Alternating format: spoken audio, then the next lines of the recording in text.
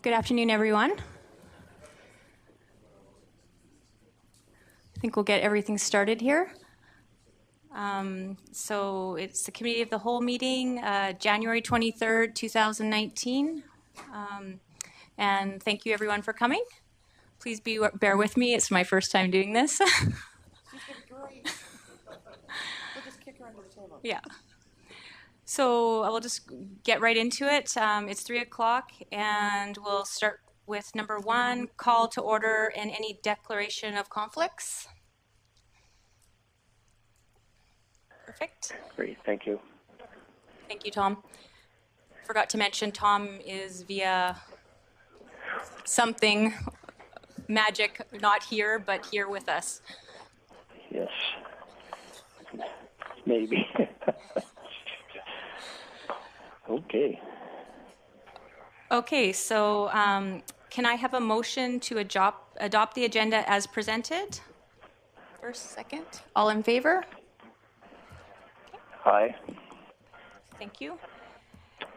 So section 3, appointments and delegations. Today we have Ian McDonald from Dave Mitchells and Associates, and he is going to be doing a report on the SCRD emergency plan review. So I'll turn the floor over to Ian. Okay. Thank you very much, Mayor and Council. I'm pleased to be here. What we're doing today is a walkthrough of the emergency plan review that we presented to the SCRD board a week and a half ago, and that we presented last night to the town of Gibsons. I'm going to warn you in advance, if I don't get through the whole thing today, I just live down on Dale Road, I'm happy to come back and to finish off or go into more detail if that's wanted, all right? Because it took us about a half hour with the town of Gibsons in order to work our way through this. And in fact, I've modified the presentation from the one that was presented to the SCRD board to reflect some of the input we got last night, right? So in terms of the background for the company itself, I'm going to be very brief since I know my time is short. It's a well-established company. We do a lot of work with fire and emergency services across the province. We've also worked in Alberta, Manitoba. We've worked with Toronto Fire in the Yukon and in the Northwest Territories. In the province of BC, we've worked with 17 of the regional districts, including the SCRD now, and multiple local governments. We've worked with over 100 fire departments in the province of BC to date. In terms of the review itself, we were asked to undertake basically a State of the Union review of the emergency program and the emergency plan, where it stood, match it up against precedents, and offer recommendations for improvements, upgrades, or changes.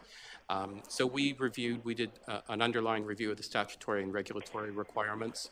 We looked at the very recent Auditor General for Local Government report on emergency planning, and if you haven't seen that yet, I would commend it to you, because the AGLG went through and identified a number of areas where, having reviewed multiple emergency programs and plans across the province, found shortcomings in the way local government was managing the emergency planning function. We did a detailed review of the bylaw structure, and my background, just so you know, is I'm the recovering lawyer in the group. Everybody else is fire-oriented in one way or another, or emergency services oriented, and we have one retired CAO. But I'm the dark sheep, I'm the recovering lawyer, so I got to go wade through the bylaw structure itself. And I'll come back, we've got some comments on the form of the bylaw structure. We took a look at the 2017 form of the emergency plan, which is the version that is still on the SCRD website and the one that is most widely distributed. There is actually a 2018 version that is in draft. And I'll talk a little bit about some of the challenges and tracking changes to it. We conducted a series of interviews, principally with SCRD staff, regarding where they were at in terms of the emergency planning system. I worked with Chief Michael in reviewing, there's a standalone laptop, a backup, in case the SCRD network goes down. So we worked through the standalone laptop and a whole host of supporting materials that are used in the event there's an EOC activation or an emergency is actually ongoing and you have to actually have people at the various positions. We also integrated this review into the interview processes because simultaneous with this, and that's how we got involved in it, we were conducting reviews of the 4 Sunshine Coast Regional District operated fire departments. That's Gibsons, Roberts Creek, Half Moon Bay, and Egmont. And so we integrated questions about the integration between the fire service and emergency planning and the emergency program to just make sure that since the fire service is really the only service that local government directly controls, it's really important to make sure that they're well integrated into the program. From the very high level, let me just get this. The major issues that we identified as we worked through the form of the program and the details of the plan is that the plan itself is, it was first drafted in 2009. It's gone through now 4 updates, but it's in need of some more overhaul, and we will talk a little bit more about that below.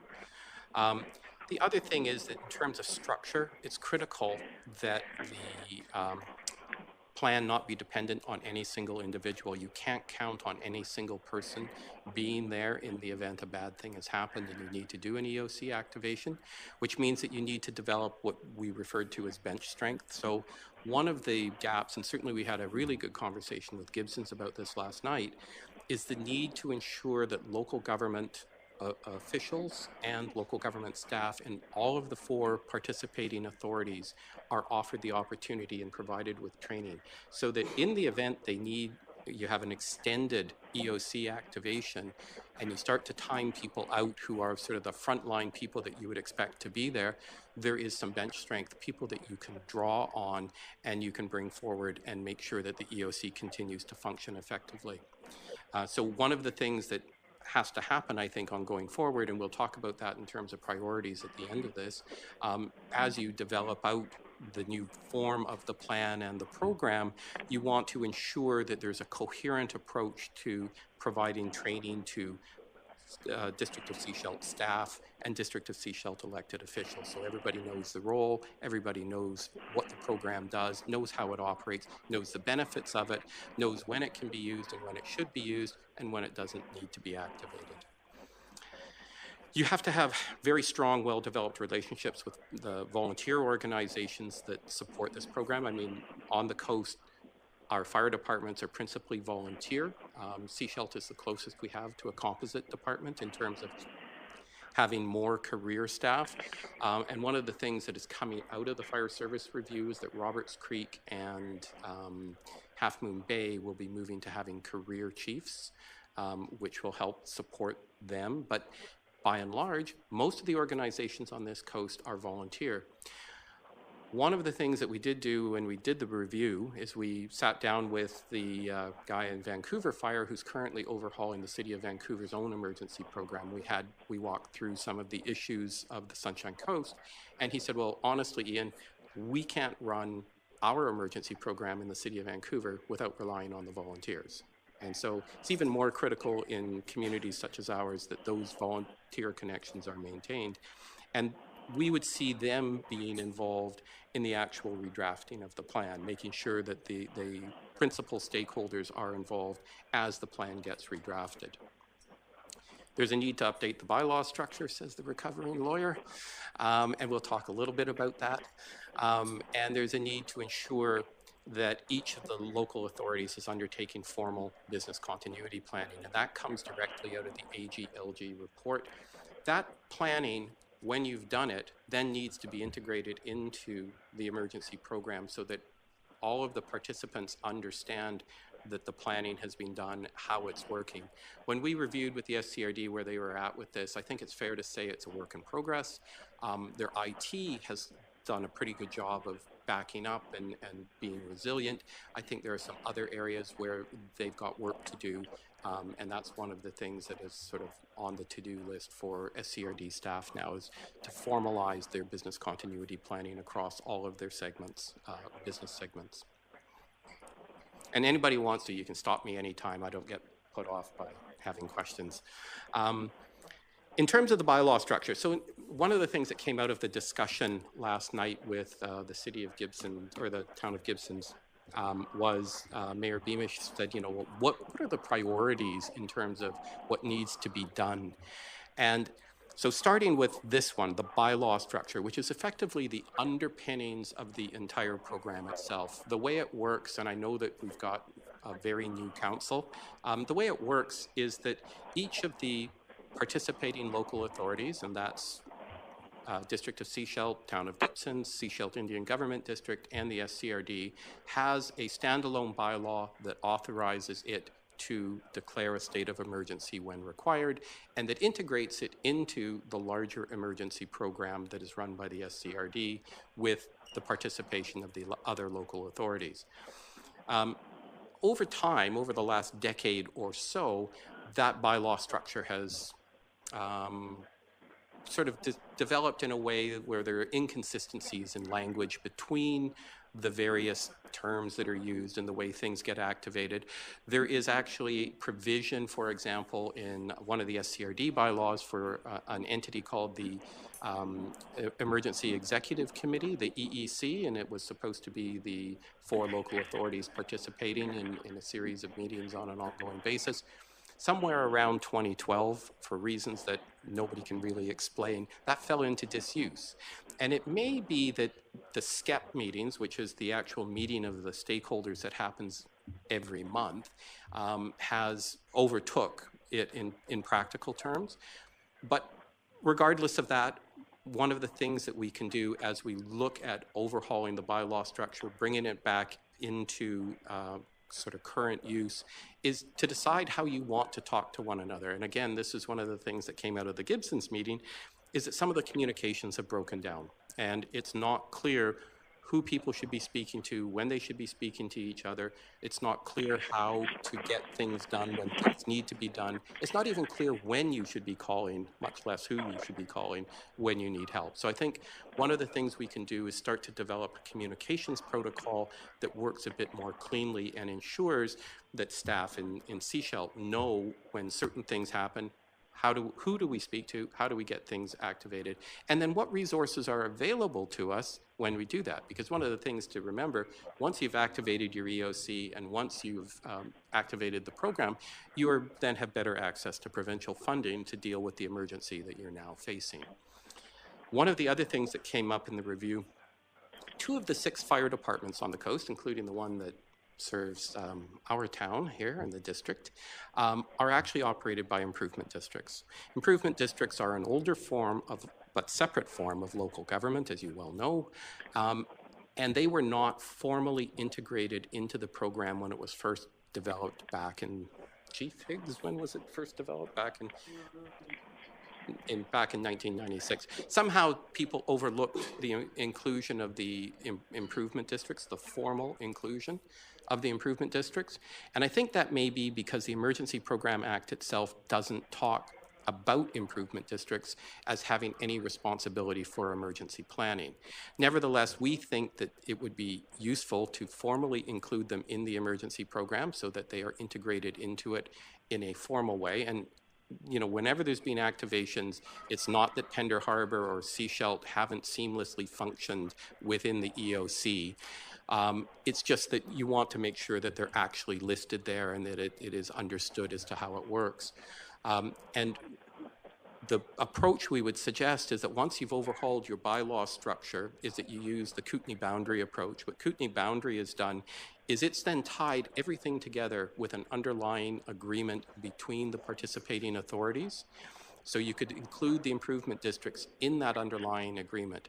And the agreement then allows you to go into more detail about how communications will work, how responsibilities are allocated, how reporting works. Because I think one of the things that maybe has happened is that there was reporting that was being made to the SCRD board.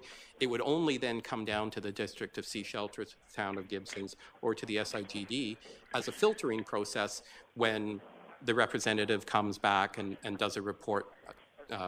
Your representative on the SCRD board may come back and give a report of what occurred. Instead, I think maybe it would be useful to have the emergency program openly reporting to all of the 4 local authorities in a regular fashion so that they know what's going on, and to overcome some of the communication gaps that I think may have developed over the years.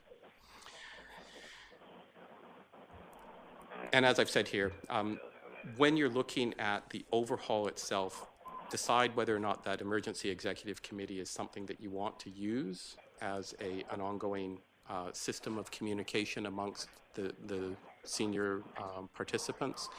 I think that's something, though, that you really can only make that decision after you've started the review of the bylaws and started to have the conversation about the best way to stay in touch with one another. And it is critical. I mean, it's going to be difficult to get support from the mainland in a big event. The second priority is to do with the plan itself and updating the plan.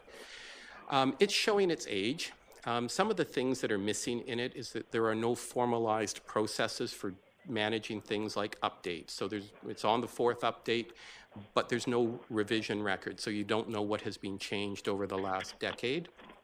There's no distribution record, so you couldn't tell whether the 2018 plan had been handed out to everybody or not. And so I think it's critical that those types of formalized processes get built into the plan. We've suggested that the arrangement and the structure of the plan itself could usefully be reviewed. The layout can be improved, and some of the content can be better tied into the headings that you get. For example, if you get to a heading that says EOC activation, you would expect to be able to find sections that told you how to actually activate the EOC if 3 o'clock in the morning in January you were the only one who was stumbling in there. And unfortunately, it doesn't actually have that in the plan itself. It's in a connected document that you may not actually get to see. There's a raft of supporting materials, and it was difficult to track sometimes which materials were intended to be used. There's 3.9 gigabytes on a standalone thumb drive. A lot of that material could usefully be culled. There's a lot of material that you need to have. Lots of information that needs to be available, but what was happening is that material was being aggregated into the thumb drive, and then nobody was going through to cull it out when saying, well, look, we don't need pictures of where the emergency hospital was originally delivered in 2006. Those pictures are no longer useful. Let's get rid of them, because that's not what we need to see at 3 o'clock in the morning when we're doing an EOC activation. At the same time, the materials in there need to be comprehensive. One of the areas we identified for consideration are evacuation routes. As everybody who's ever tried to get to the ferry in a hurry knows, we only have one highway, but we do have a fairly good network of Forest Service roads. On the other hand, if you're going to incorporate Forest Service roads into your emergency planning, you then take on an upkeep obligation. You need to make sure that they're actually continuously passable. But evacuation routes is an area that I think needs work. Training. I think the training that was provided was pretty good, but it was a bit too narrow. SCRD staff were getting training. A number of the volunteer organizations were participating in the training. One representative from the SIGD was listed as participating, but there were no records kept of whether or not training was being provided to the other local authorities. And I think it's critical that, as I said at the outset, that everybody in all 4 organizations be offered the training, and that each of the local authorities identify people who have to get the training in order that they can provide the support that's necessary. The hazard, vulnerability, and risk assessments, these are formal assessments of the risks that the coast faces.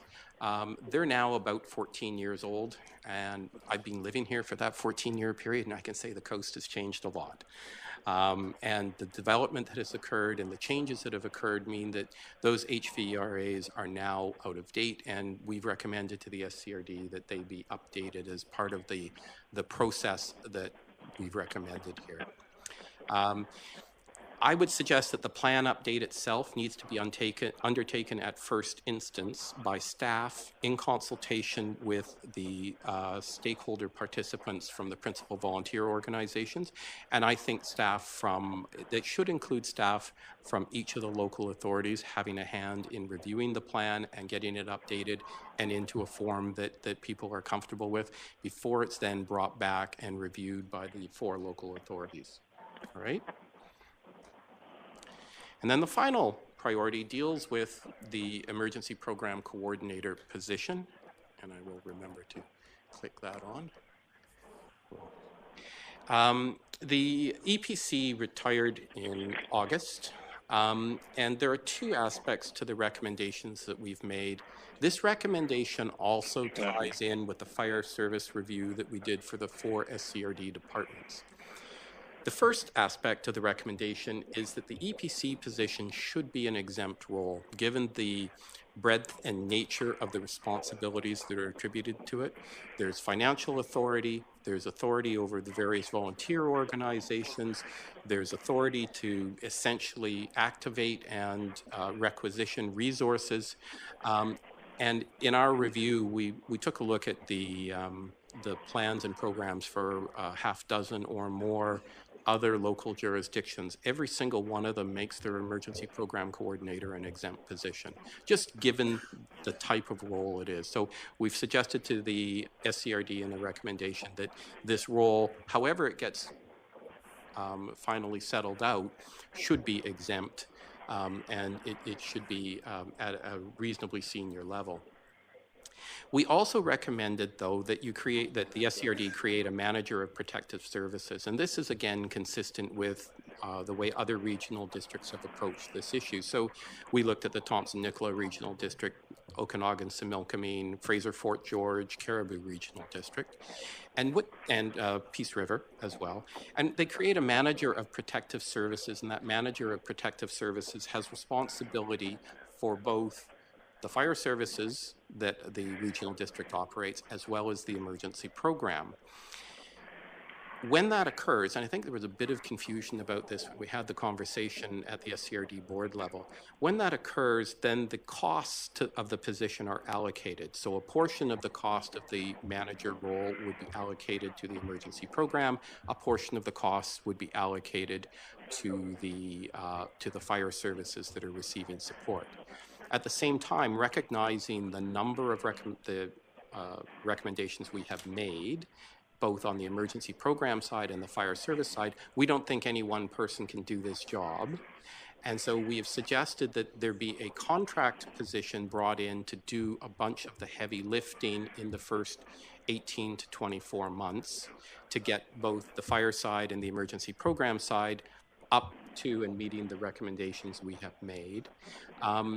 And that at the end of that 18 to 24 month period, you would sit down, do a bit of a time and motion study, and decide whether or not 1 FTE is enough, and if it's not enough, then how many FTEs are required in order to manage this role. We've recently worked with the Thompson-Nicola Regional District.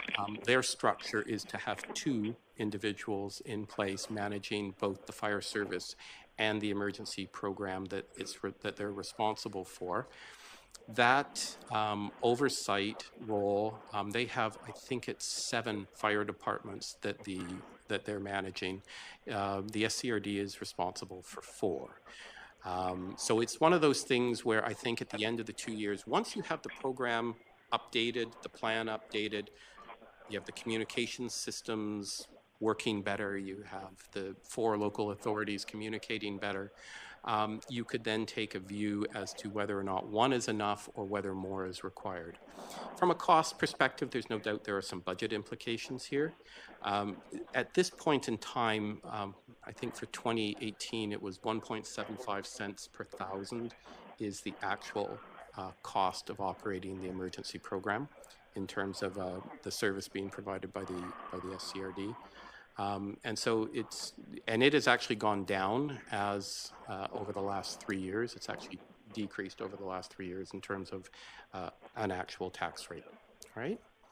And so that brings it to questions.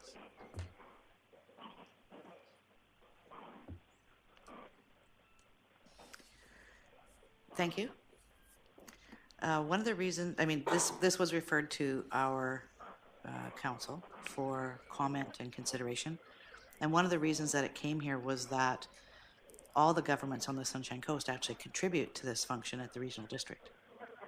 So when this recommendation came forward to combine the two positions, as a manager of protective services, it's the fire services oversight and the emergency plan coordinator, program coordinator. Well, and actually there you've just put your finger on one of the problems because it's referred to in different ways through different bylaws. So. Yes, I know, we have work to do on that. Yeah, we do. So this is going to be coming back to us at the regional district for a recommendation. So we're actually looking to council here to make sure you're clear and give us some direction. Some of the questions that I have on this are, given that we're looking at a contract position to deal with the transitional matters, and we already have a position in place for the emergency program coordinator, why wouldn't we just keep the emergency program coordinator now, take the contract position, and then in 2 years, at that point, look at how we combine them? My fear is both of these roles have very differing skills. And we're in a situation now in Sechelt where we are looking for emergency program guidance. And I mean, I don't think we have a sufficient, strong support right now. And we need it. On the emergency program Yes. side, you mean? Okay. So one of the reasons for recommending the merger of the two is because there's actually a fairly natural integration between the fire and the emergency program. And in fact, in many jurisdictions, that integration is very direct. So Kootenay Boundary, for example, responsibility for the emergency program actually rests with the fire department. And it is because the fire service is itself the principal responding resource that local government directly controls. And so the integration between fire and emergency programs is very natural. In terms of the position, continuing the position itself, and I'm agnostic as to how you would propose to go in terms of the best approach. The one thing I would suggest is that first aspect of the recommendation still needs to be acted upon. The EPC role still needs to be made exempt simply because of the nature and seniority of the role. It's important that the emergency program coordinator be sitting at the managerial table at the SCRD and be reporting as a manager simply to ensure that the voice is being heard. And so, you know, I'm agnostic, as I say, about how you want to approach it, and it may be that a saw-off is to have the contract position, have the EPC role, and keep the two separate until you get both sides up and running. When we spoke to Gibson's last night, for what it's worth, I think they were actually happy to endorse the concept of merging them so long as, and they identified the same issue you did, so long as they were comfortable that they were going to get the support they needed in terms of updating their emergency bylaws, getting the communication they needed, and getting the training they needed in order to actually deliver the service. So, and again, for what that is worth, that was my takeaway from our meeting with Gibson's. So in the recommendations, it is saying that we need to look at the position of the EPC and redefine what that job description actually is. Yes. So this exempt piece of it would actually, in my view, naturally flow out of that. Yes. As well as determining what that role looks like. Correct. And whether or not additional functionalities or responsibilities are attributed to it. Yes. Yes, so I've got that. I'll turn over to anybody else with questions.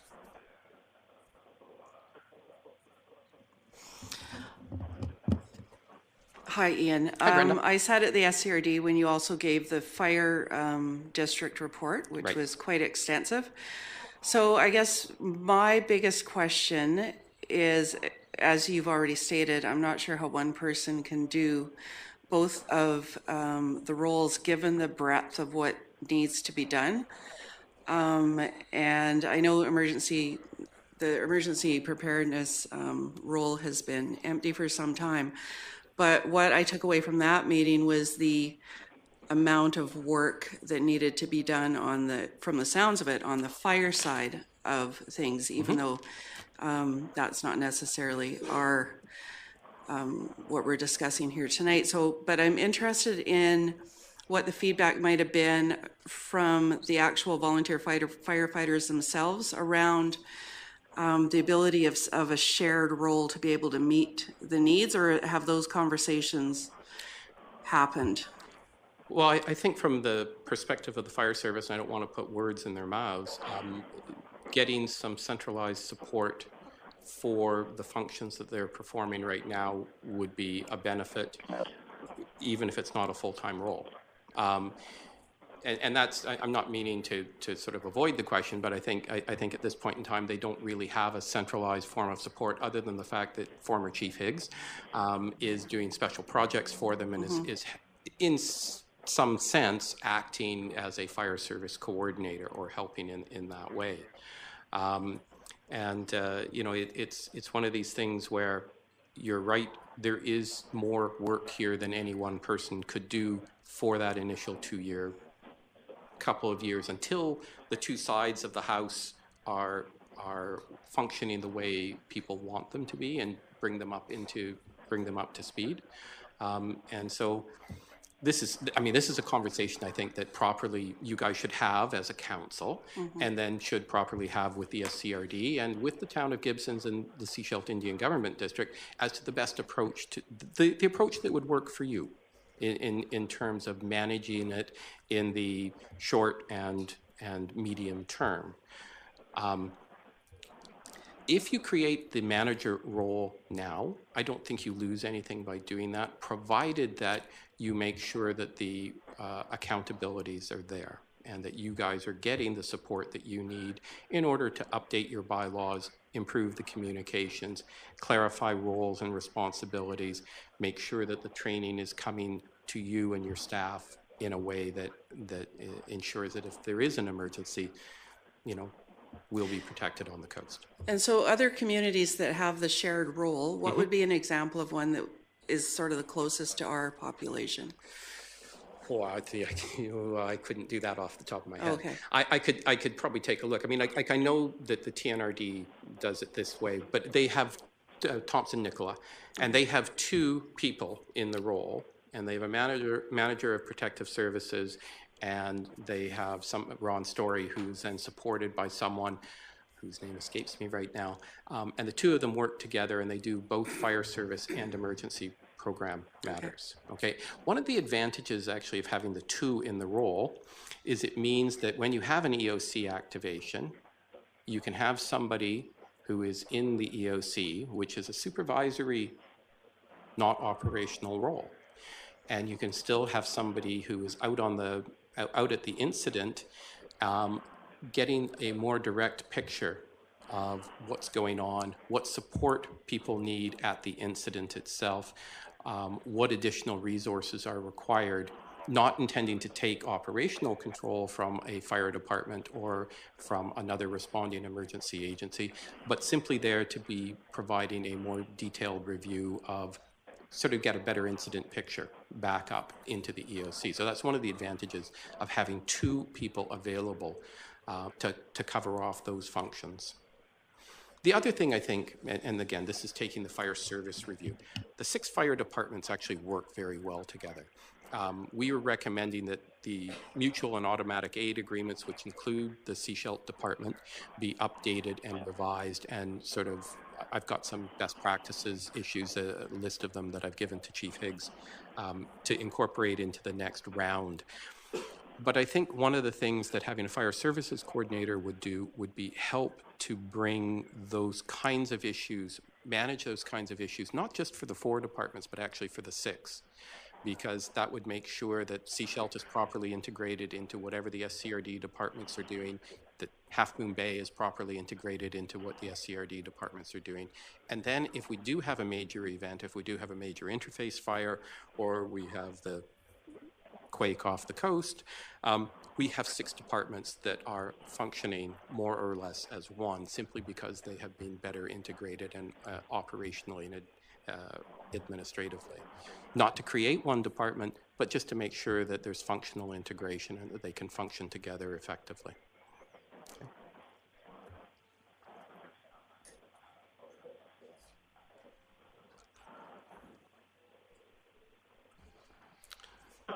So you said the EOC plan hasn't been updated for 14 years?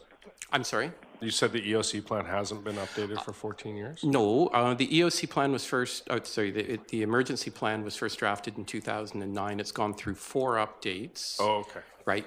And the 4th update is dated 2018 in a draft form. The challenge is that I can't tell what changes got made to it because there's no list of revisions. Right. That's, So, it's a functional thing. It's makes recovering lawyers nervous. right. So in going forward, the program coordinator and the manager of fire protection services, that's going to be their job, is to Correct. ensure that this is always updated. We create a proper manual that has a list of effective pages, track changes, and obviously a distribution list. Obviously, and it's good to know who's got what and what date it was that it was given out on, right? Just so that everybody is on the same page. One of the challenges, so for example, if you take the 2017 plan, the EOC, the satellite EOC that actually exists in Seashelt, the one that's listed in the 2017 plan has been decommissioned, and there's a different one that is listed in the 2018 plan, but the 2018 plan isn't on the website. And so if you thought that the EOC was in one place and it's actually in another, that could be a big thing at 3 o'clock in the morning. Okay, thank you. Sorry, I'm just going to answer your question about the 14 years. That was a hazard, vulnerability, and risk assessment. Yeah, HVRAs. Those were an expensive undertaking back in the day, and my guess is that since they've got the form work already laid in the existing ones, really the updates should be less expensive in terms of going through what are the changes that have been made, you know, identifying where the risks are. And you know, again, going back to evacuation routes, we've got a single point of failure across Chapman Creek. Essentially, there's no way to get across Chapman Creek reliably if that bridge goes out or is blocked.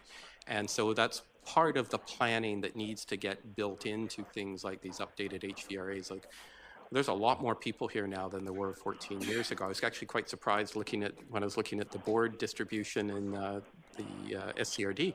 There's 30,000 people now on the lower Sunshine Coast. When I came here, it was like 20,000 people. All right, that's a fairly big difference. Okay, so first of all, thank you for the report. I feel like it's problem, very comprehensive and very detailed oriented, so it helped me understand this whole system. I'm supportive of making the bylaw changes and investing the staff time in doing that from a Seashelt side. So the one question that I'm still working through is the staffing changes. Could you outline what the current state is in staffing, both within fire protective services and emergency management? Sure. And And I may change. pull on Chief Michael or Chief Higgs or they can throw something large at me if I get it wrong. Right now, on the emergency program side, there is one employee position, and it is a staff position. It is a non-exempt position, so they're a member of the union. Full-time, one full-time position. On the fire service side, right now, there's one career chief in the 4 fire departments. There are then 3 what you might consider partially remunerated chiefs, and there are 2 staff positions that support, one supports the Roberts Creek Department, one supports the Half Moon Bay Department. They're going to take those staff positions and convert those into career chiefs, or something that looks like a career chief. There may be some variation on that. So there would end up with 3 career fire chiefs plus 1 volunteer chief up in Egmont. Okay, and then they would create a part-time or a full-time fire service coordinator in terms of providing some, and the role of the fire service coordinator, so the fire service part is to provide administrative support and strategic guidance to help departments manage things like, and we're working right now with the Sechelt Fire Chief to update things like occupational health and safety, to update operational guidelines, which are problems that bedevil volunteer fire departments. Well, it is. I mean, they're quite prepared to run into a burning building for nothing, but they don't want to do a report about it afterwards, okay? And, I mean, it's a fact of life. I mean, that's what they volunteered for. And so trying to get somebody who is overseeing that and ensuring that all of the regulatory requirements, which have become far more demanding over the last 10 to 15 years, particularly since the line of duty death of a volunteer firefighter in Clearwater in 2004. And they've moved in, there's now the new training requirements in the playbook. Occupational health and safety requirements have become much more strictly enforced. WorkSafe gets much antsier if you're not following the requirements. They're very prescriptive. It's very challenging for volunteer organizations to manage them. The role of the fire service coordinator is to make sure that those things are happening. There's sort of a centralized repository, that everybody has a form that they can follow, and they don't have to worry about the paperwork. The fire service coordinator worries about making sure it's happening, okay?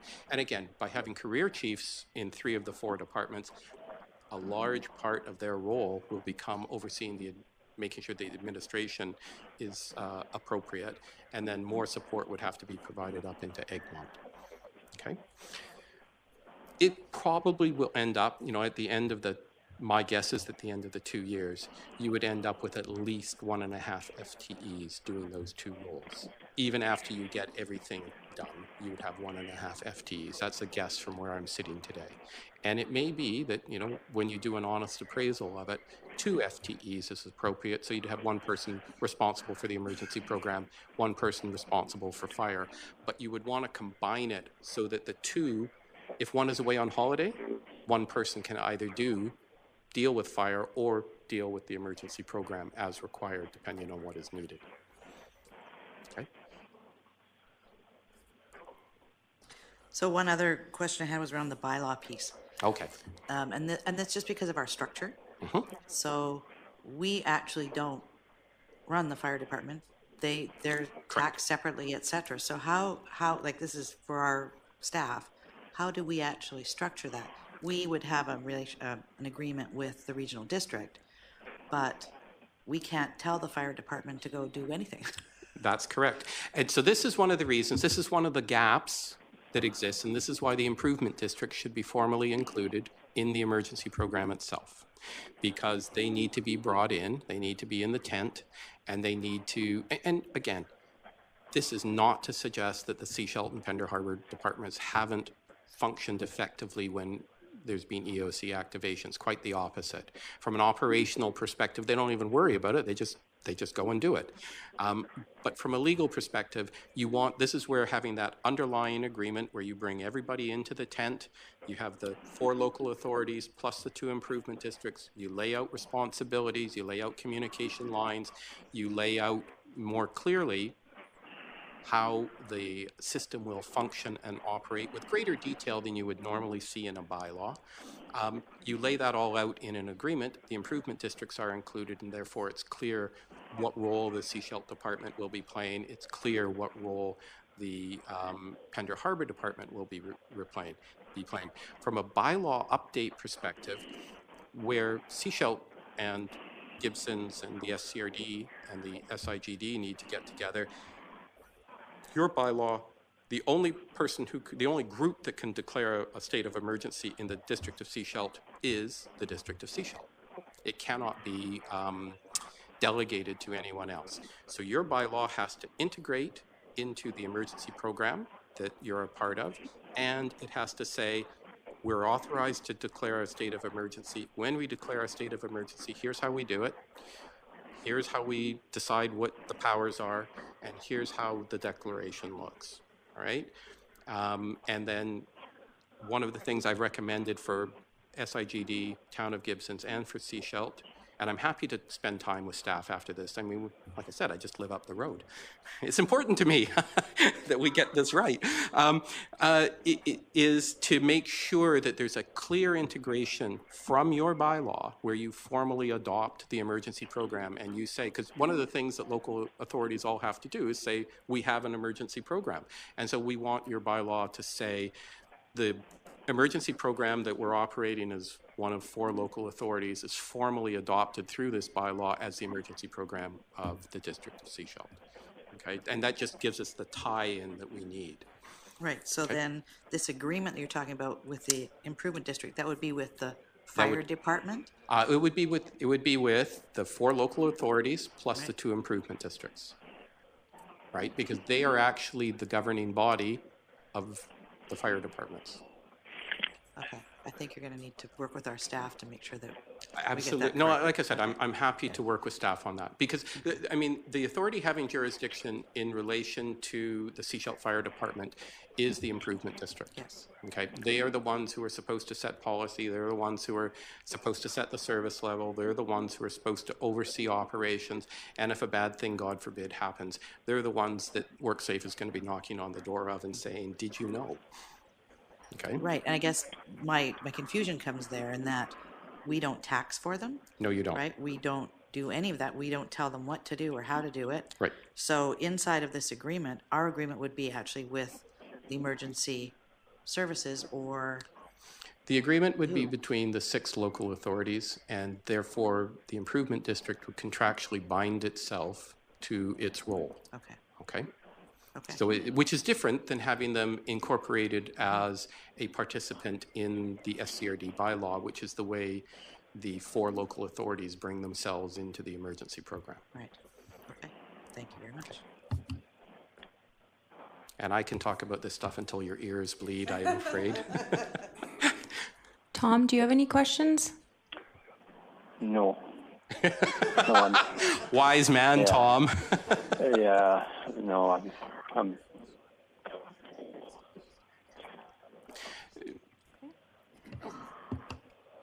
Just so you know, I've got one more meeting on this formal with the SCEP at the end of the month, and you guys participate in that, so you'll get to hear, anybody who's participating will get to hear this again.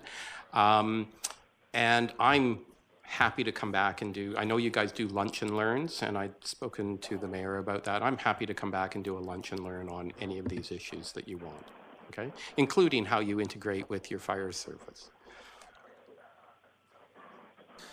Okay, so where I'm leaning right now is I'd like to see, or my biggest concern right now is leadership in the emergency services portfolio.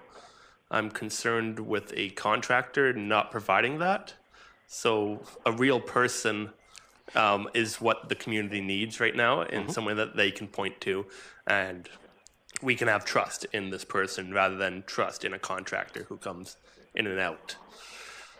So and I think that's mostly focused on the emergency program side. So yeah, I don't know about combining them. I'd probably like to see an emergency program coordinator stay essentially as is. We have an increase in service with the 2 new chiefs coming on. They can focus on the fire side, and if we need more support there, we can hire a contractor to support that side. But I think we need that focus on emergency services on the Sunshine Coast. One of the things I would suggest and is to take a look at what manager of protective services would be responsible for, and the contractor role that we're suggesting would actually report to to that manager. And so, in fact, the leadership that you're talking about would be in the manager protective services role. The benefit of having somebody who is able to handle both sides of the equation means that if one person is away, if you end up with 2 FTEs 2 years down the road, which is quite possible at the SCRD level, is that it means that both can still be serviced, so that the emergency coordinator function can still be fulfilled and the fire service coordinator function can still be fulfilled, because you'd have 2 people, each of whom is capable of managing both. And as I've said before, there's a natural integration between the two. In fact, the former emergency program coordinator is, in fact, a member of the Sechelt Fire Department. And so there is a natural tie-in between the fire service and emergency program operations. In fact, of the 3 emergency response agencies, the incident command system is best used by the fire department, and it's the ICS that in fact is the basis of the whole emergency operations center activation. As you've taken your training now, you know this, right? So. Okay, no other questions? Okay, thank you, Ian. Appreciate you coming and Not doing a that problem. And as I presentation. said, I'm happy to come back. Thank you. I'm not sure you're happy to have me back, but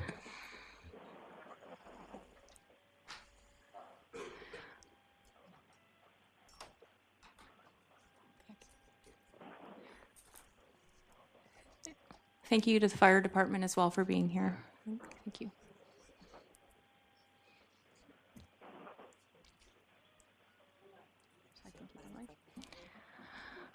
Okay, we'll continue to move on. Doesn't look like we have any new business, so we'll move on to 5 business items and right on to 5.1, the SCRD emergency plan review. Can I have a motion to adopt 5.1? Receive it, sorry. First, second, all in favor? And so Aye. we have a report from Joanne, a corporate officer, dated January 17th, 2019. Madam Chair, it's really just in front of council for council's consideration. I have no other report. So if you move to page 4, this is the report that came from the regional district that was brought forward for consideration. These are the recommendations that came up at the regional district. So that, first of all, that the report be received, which we've all gone through and we've had a presentation on, and that staff and or the consultant present the review to the 3 member municipalities and the Sunshine Coast Emergency Program Planning Committee. That still has to happen, correct? That's the one, okay. Right, and then a budget proposal with respect to recommendations contained in sections 5 and 6 of the plan be brought to the 2019 round 1 budget deliberations, and a 3-year service plan be developed and brought back to committee for considerations. So if you go down to the book, section 5, this is on page 45 in the report.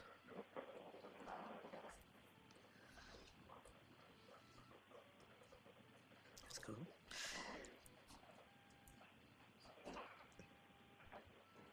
Okay, I was waiting for everybody to get there.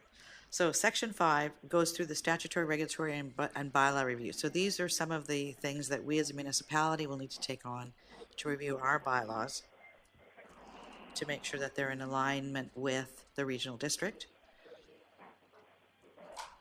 And then section 6 is the plan itself.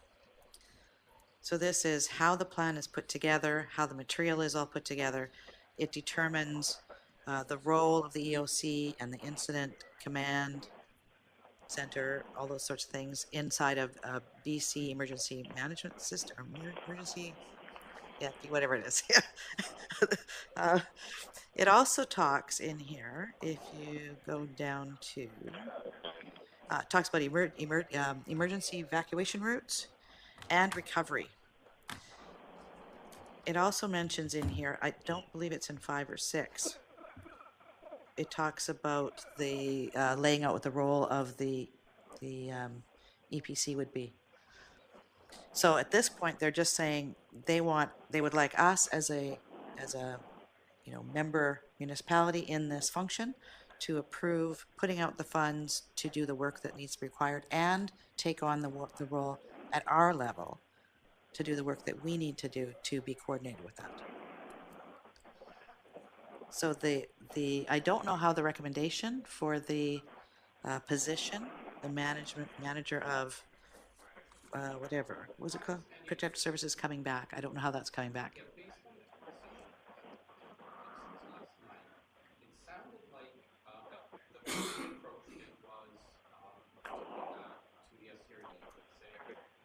We're happy to see the creation of a manager role, provided a proper allocation, and provided you can, there's proper accountability. How it is that we get the services that we need in order to do all the things that we're doing.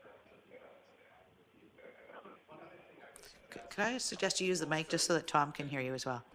The one other thing I would suggest is, based on the conversation last night with Gibson's, is that the 4 area governments get together when it comes time to update the bylaw structure. You don't do it independently. You get your people in a room and you work your way through and you come up with a uniform structure that works for everyone, and at the same time start developing that underlying agreement that would underpin bringing in the 2 improvement districts. And part of what we heard last night from Gibson's is there's a feeling that there's a breakdown in communications, just one of those irony things, because of course the mayor of Gibson's is the chair of the board of the SCRD, and you know it's kind of funny. Well, we're not talking well with the SCRD. You kind of look at the mayor and it's like, okay, but I'm a neophyte with local government, so the thing to think about is using that opportunity to sort of reinvigorate, if you're going to have that emergency executive committee, if you think that that's a useful function, and if it's not a useful function, what should you have instead of it? What should exist to make sure that the 4 local governments are properly integrated into the program, they're properly informed about how its status, they're properly kept abreast of everything that is happening. And again, one of the things that I think you should think about is having a regular reporting function so that the SCRD is regularly, whoever is doing the emergency program coordinator role, whatever title we give them, whatever additional functions they may have, they are showing up and providing a regular report, as your fire chief provides you with a regular report on the status and outcome of how things are going, right? So I think that's something that, don't lose the opportunity of getting together with the other 3 governments and creating this uniform set of rules that you're now all prepared to play by. It's a good way to start again, right? You know, fresh councils everywhere. Maybe it's a good opportunity to start with a blank sheet of paper, more or less, and bring it all into play the way you want it to be, right? Okay, I think that's a conversation that maybe you and I could have offline about the Emergency Executive Committee. Sure. I have no idea what it is. Well, and again, So, I mean, but we don't need to take that here. the EEC is just, it is in the bylaw at the SCRD level, and it's supposedly representatives from each of the 4 governments getting together and meeting. And it fell out of use. For what? Is what we'll talk about. Well, yeah, again, I mean, We do meet. Occasionally, we do meet yeah, regularly. and that was strictly on emergency program matters. Okay, and I think it fell out of use because the monthly SCEP meetings, people were going, well, why are we meeting, right? And so they just stopped doing it, but it's still in the bylaw. And again, if you don't need it, don't have it, but are you happy with the way the communications work? And if you're not, build in the system that would make you happy. It's your opportunity to create something new, Okay, all right? thank you.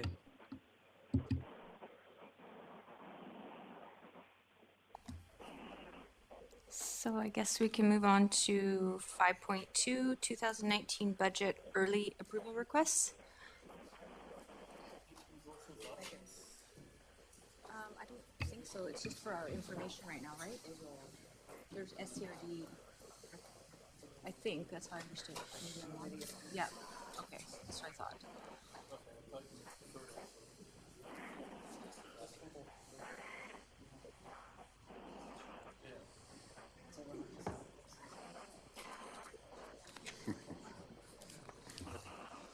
there's a conversation around the position, right? And I think what we'll need to do is talk to Gibson's, talk to SIB, and see where they're leaning towards with regards to that position, because we'll all be voting on that, and we can bring that back again. Okay, so the 2019 budget early approval requests, can I have a motion to receive this? Second. All in favor? Aye. Thank you, Tom. Okay, so report from Doug Stewart, Director of Corporate and Financial Services. Thank you, Madam Chair. Thank you. So as part of this, the budget process, we do like to seek early approval of certain capital items, and in this case, one operating item, primarily to allow us to get started on some of these projects. With the budget not being adopted until end of April, early May, it limits the time that we can spend in the current year to work on projects. So we brought a number of projects forward that we're seeking early approval for, to allow us to go put together designs, go to tenders. Through tendering, we're hoping that we can essentially get ahead of other people who perhaps have work to be done this year. So some of the contractors, we can get first on their list, get better pricing, get a better timing. And in the case of the operating project is just to allow them to move forward with some commitments. So one thing I would like to point out in the total cost of the capital projects that are being done, it's a fairly significant capital request of 7.8 million, but most of that is through GCCs and grants. If you approve this, you'd be approving about 38% of the budget that's funded through the capital reserve or through taxation. So it would still be approximately $500,000 of money in the rest of the budget for your deliberation. So you're not tying up your entire capital budget today. And if you factor in the gas tax, you're actually only approving about 25% of the budget. So just wanted to relieve you that it's not taking away all your ability to deliberate further. Madam Chair, would you like to go through each project individually? Would that be the best way to vote on them as we go? Okay. So the first project is the RCMP roof repair. It's a $200,000 budget. The roof of the RCMP building, previously it was a live roof, but unfortunately when it was installed, I believe it wasn't lined properly. So it's been leaking, I think, almost since the day it was put in. They've had issues on the inside of the building with leaking. It was taken out in 2018, but I understand there's still leaks in the roof. It's really to fix it properly and stop the leaking, stop damage on the inside of the building. And we're proposing the $200,000 come from the Public Safety Reserve. Questions? Doug, how old is that roof now? Like, what sort of lifespan did we get out of it? I think it was about 15 years. The debt was just paid off recently. I'm not sure it was a 15 or 20 year borrowing, so okay. 15 or 20 years. And are we going back to a live roof, or are we just putting something on that's going to work? I believe it's just a regular proper roof now. But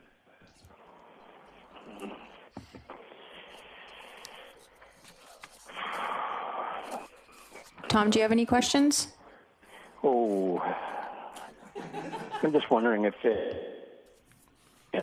putting a slight pitch on that roof and putting a metal roof on it and just, this kind of stuff really upsets me when we build these architectural monuments to somebody and then, it's going to work. And then when they don't work, guess what happens? District of Sechelt is on the hook for it. I just find it so upsetting because it's a taxpayer that's paying for it. And this if they would have put a proper roof on that thing right from the beginning, it would have that roof. There's nothing wrong with getting 30 years out of a good roof. So I just get very upset when this stuff happens. So, anyways, I don't know. Yeah, you go and I don't know how much money was spent on the roof last year, and then you turn around and want more money. Some roofer wants more money to do it again this year. Anyways. Thank you, Tom. Yeah, I don't know. Yeah. I mean, if $200,000 is going to fix it, and somebody's going to give us guarantee that it's going to be good for 20 years or something like that, I don't mind. But to spend $200,000 and then come back next year and spend another bunch of money on it, it just is very disappointing. I'm rambling. Go ahead. I'm finished for now. Thank you. I just have a quick question. What type of roof are we proposing to put on?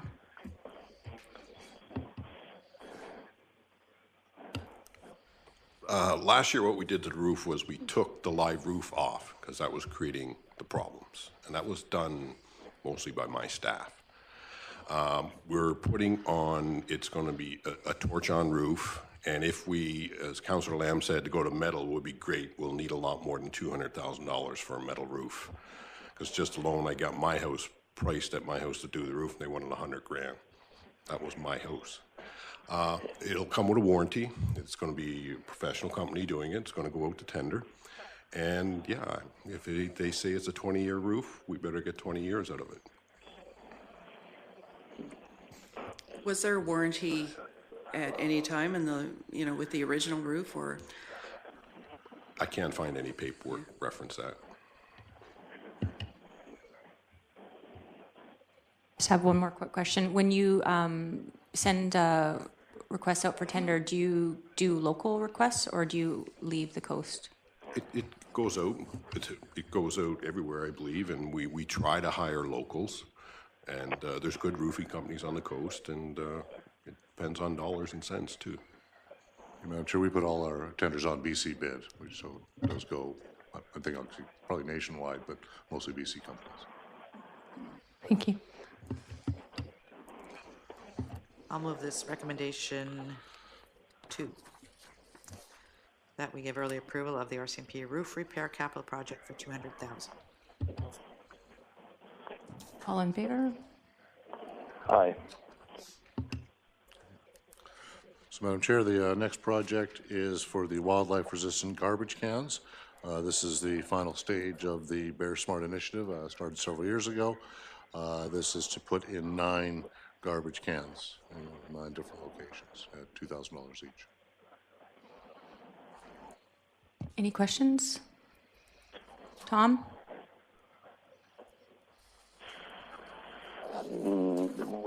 Are these garbage cans, are these garbage cans for the taxpayers, like individual taxpayers' uses, or are these the garbage cans that are allocated to specific areas around the community?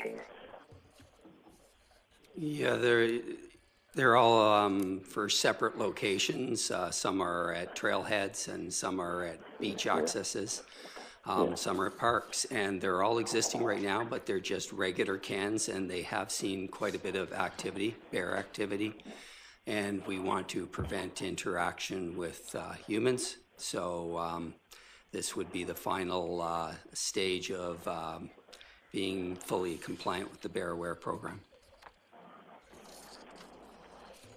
And are you asking for early approval because they're on sale? No. The bears are hibernating right now. I'd like to get course. these installed before they come out. Sorry. It's been a long day. That's so obvious. I'm sorry. I take that.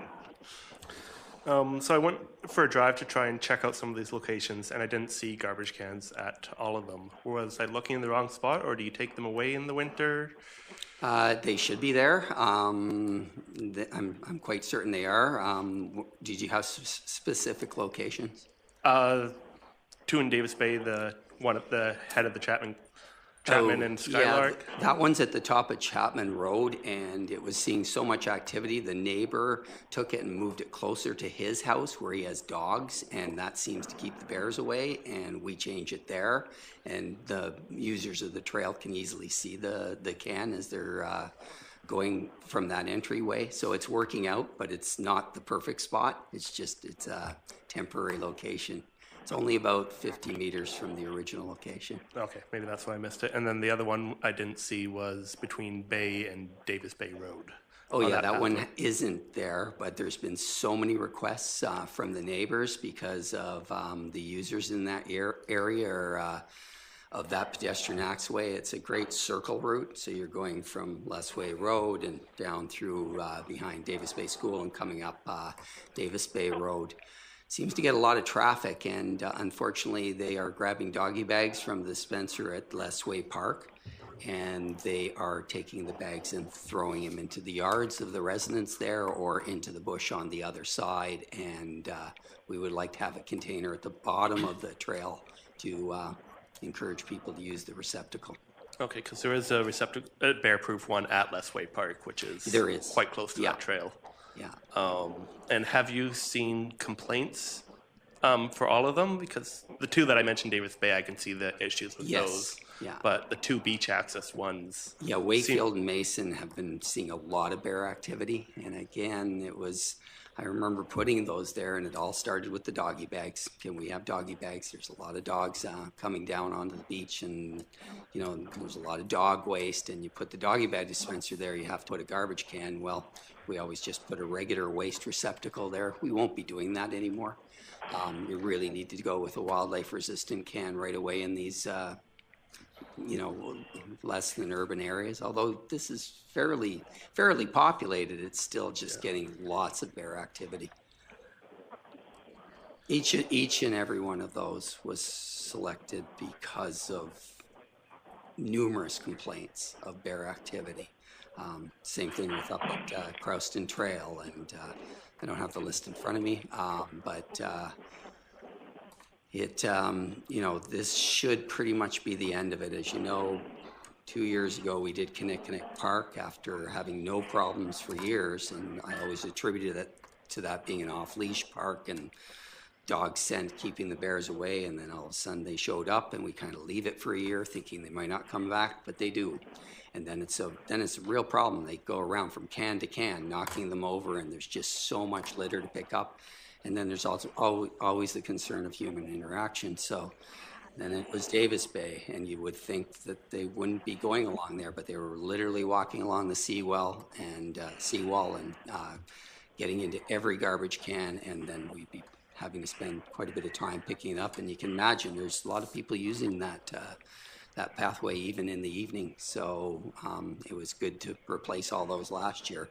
So this is from my knowledge, this will be it for any further requests for wildlife-resistant garbage cans from capital projects. I have mentioned numerous times, anytime we do put a garbage can in the future, it will be a wildlife-resistant can right from the get-go. Any other questions? I'd like to move recommendation 3.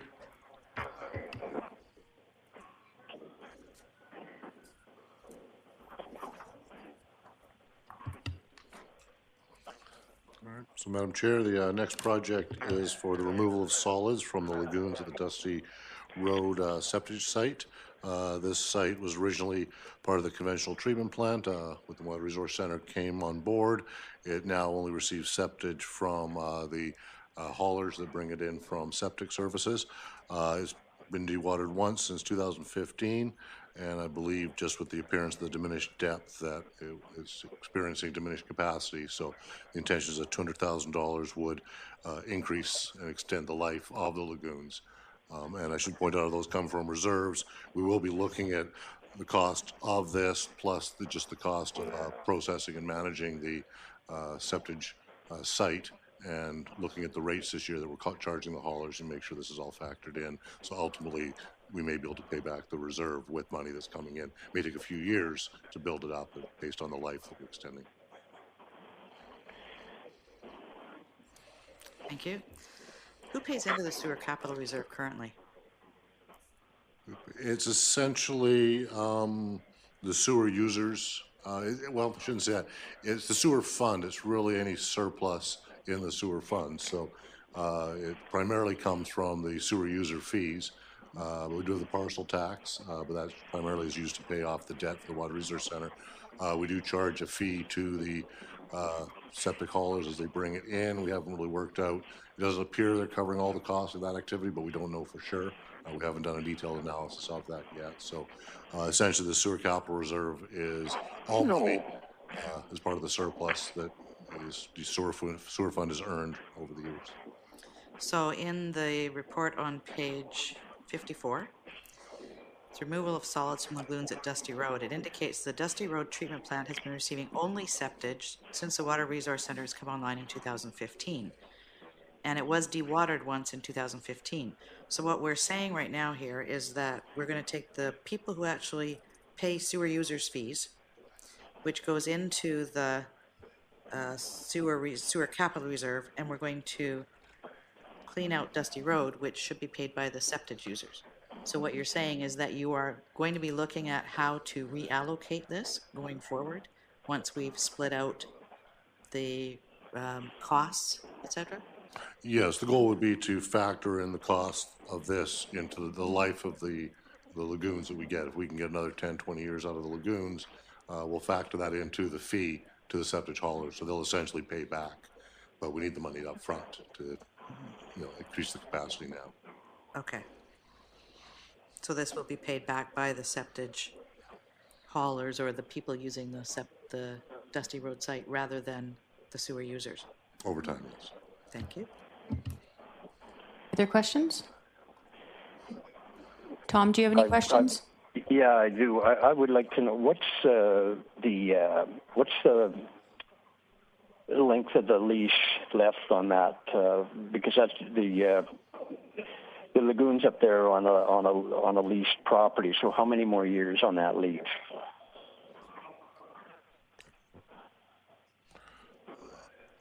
I'm sorry, I don't think we have the answer to that. Tom, I think you're thinking of the landfill. The landfill is to 3031. I believe we own this land, but I'm not sure. It's something we'd have to look at. Because I believe that this land is leased because we were looking at doing a land swap with Lehigh when we did when we were looking for, we were just looking for a new location to move the septage. You could be right. Yeah, okay. So that will direct that to staff to look into. Yeah, okay. And so that's one. And then number two is Salish Soils has been taking the septage from the sewage treatment from the Water Resource Center up to the Dusty Road site. So this bailing out the lagoons there does not include taking any of their waste that they've been using there. Is that correct?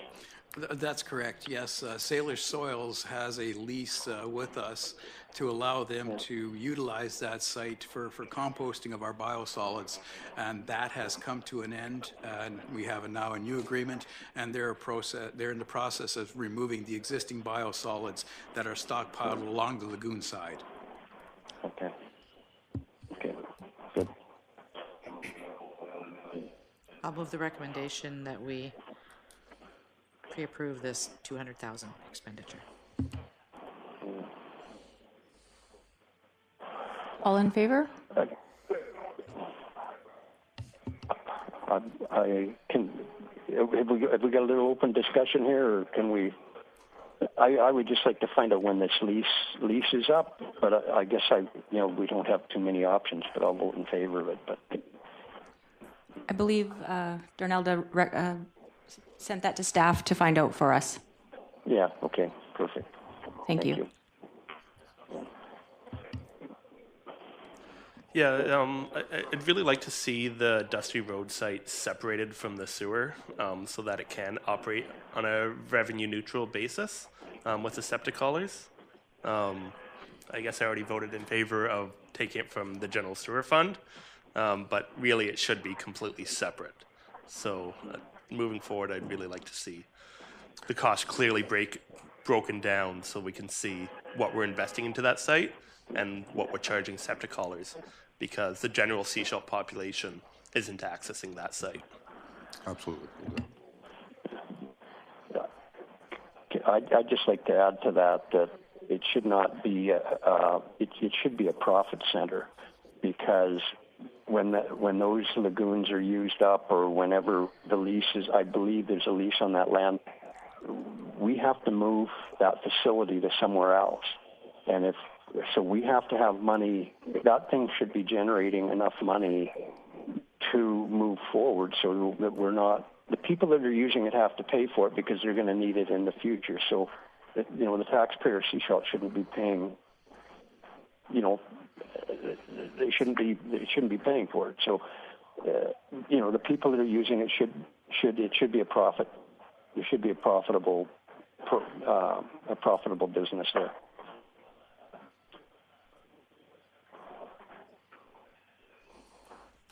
Okay, next. So, Madam Chair, the next project is the centrifuge spare parts.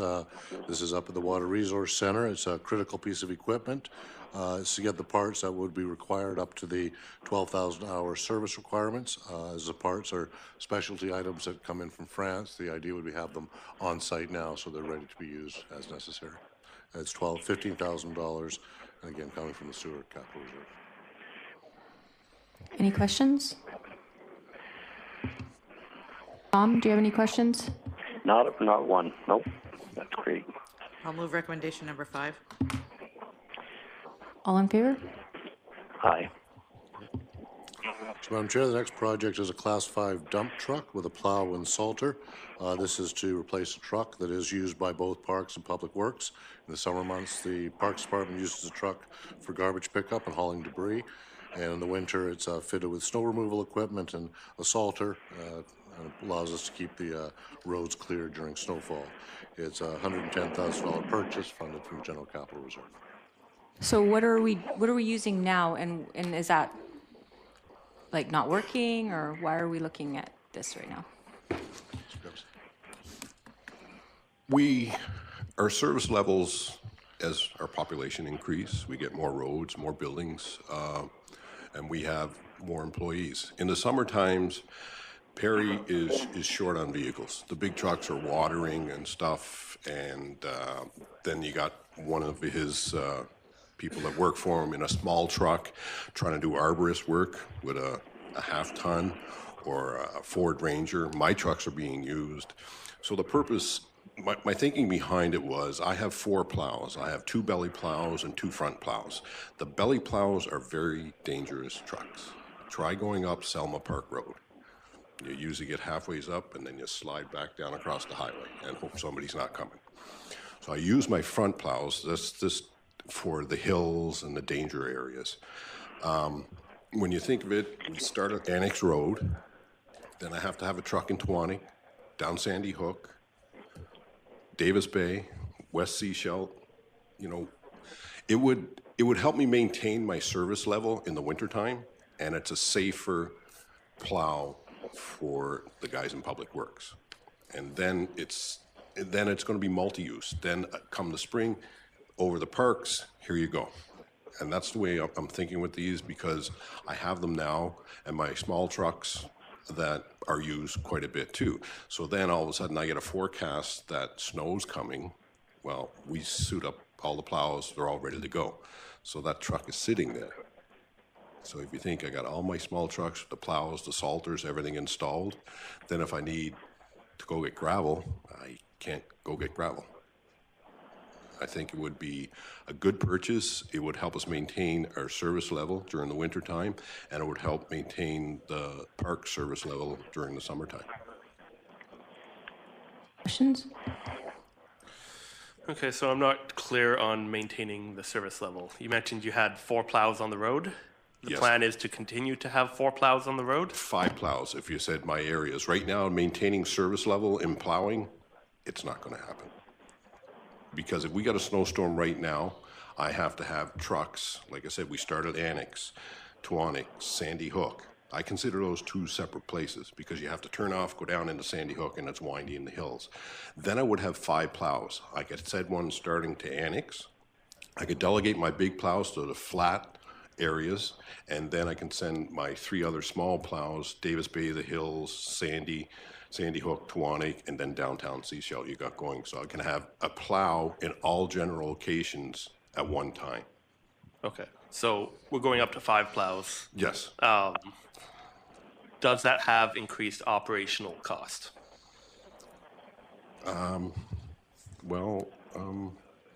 It's hard to say it will or it won't because it's going to be another vehicle, so it's more fuel cost.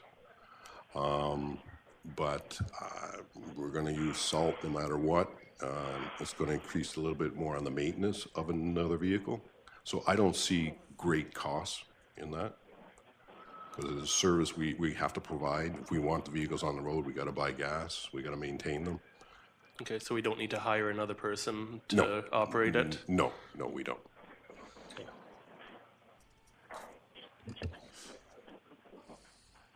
Questions, Tom? No, I'm fine. Any other questions? Move the recommendation. Anyone second? All in favor? Aye. So, Madam Chair, the next project is for office furniture in the Municipal Hall. This is a continuation of a project that we started in 2018. We upgraded the equipment in the middle section of the Municipal Hall and added 2 workstations in there. Through that, we had 7 workstations. We increased it to 9 with the new furniture. What we'd like to do now, or this year, is replace the furniture in the planning, engineering, and building inspection area, and again, have it match what we put in there, create a better work environment for our employees, ideally create possibly additional space. We haven't had it mapped out yet, but it's really a continuation of the project. It's $55,000 out of the General Capital Fund. Questions? Matt? How many staff in this area currently have inadequate space? All of them. I believe you. At least 2 or 3. If you look at where the engineering staff are, it is basically one entrance for 2 of them. They have to walk around filing cabinets. It's a very cramped area. On the planning side, I think there's 3 people in an area. I think you can still get 3 people in there. It's just the way the furniture is aligned. It's very cramped for them and not very conducive to the work environment. Okay, because we're looking at adding 2 people within these sections. So would this accommodate those people or just meet current needs? No, the goal, we added 2 more workstations with what we did last year. I'm hoping we could add more workstations along the engineering wall. We just haven't actually mapped it out yet with the furniture company. You have a question? Well,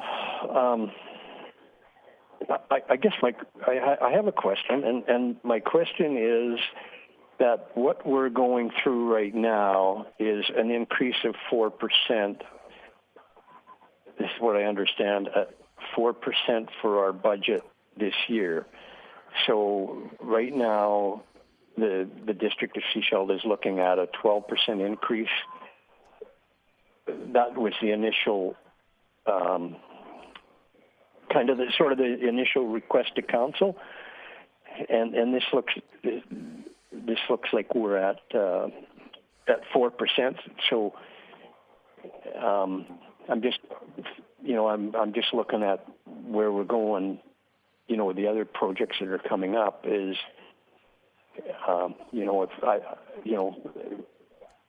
I don't see how we can have a 12% increase in taxes.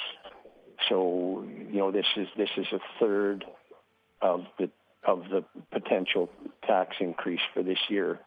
So just being cautious as we move along. That's all I'm looking at, I guess. Thank you. That's my only question. Okay, so to address Councillor Lamb's comments, I noticed that the funding source of this is General Capital Reserve. So this this does not impact, my understanding is it does not impact our tax increase this year. Is that correct? It doesn't if you stick with the strategy of increasing the taxes by the 3% a year. With that increase, the budget has us putting $750,000 or using $750,000 tax money for capital in 2019. We used about $500,000 in 2018. That money that comes in, I automatically just put it into the general capital reserve. And then that we draw from that reserve with capital projects. So in this case, if council stuck with the plan to increase that reserve by 3% a year, eliminating any project that's funded from the reserve, if you don't change that 3% number, it has no impact on the tax increase for the year. If you choose to say, well, instead of 3%, let's only increase taxes for 2% for capital, then it would impact how much money goes into the reserve this year and every year going forward. We'd actually have to relook at the entire plan depending on what level you did. So if you stick with that 3% plan as we started, and that was to get us to funding our depreciation every year, this won't affect the general tax increase. Okay, so let's ask this question a different way. If we did not do the 3% increase and we spent this $55,000, how would that impact our proposed tax increase? So no 3%, right, would take us down to 8, whatever. And we still spent this $55,000. Would that go below that 8% or not? Well, you look at the 8.81 for operating, and then you would need an additional 55,000. Quick math, I'm saying maybe a 0.75% tax increase to cover the cost of this. So you're saying we don't have the money sitting in the capital reserve now to pay for this? We do, but not for everything that's in the capital plan, which that would be the challenge. If you approve this, we'd have to look for something else. If you were to cut, this, the money would be in the reserve. We could use it for something else. There is money in the reserve now. Right. Right, and we're adding another 750,000 this year. From the 3%. Correct. So how much are you asking us to approve today? 300 and from the reserve, lost the page. I think it was about $300,000, $350,000, $320,000. Sorry, out of the 830,000 that's budgeted to be spent in 2019. And how much of that comes from the tax increase? 750,000. So we're basically spending 830,000 out of the reserve, 750 coming from 2019 taxes, the remaining 105 from prior year taxes. And you said you're requesting we approve 200,000 today from the general? 320. 320, sorry. So, okay, thank you. I'd be in favor of moving this to regular, not early approval. Reason being is that I don't see the urgency of this project at this time. And I think it'd be easier to make this decision in collaboration with the hiring decisions.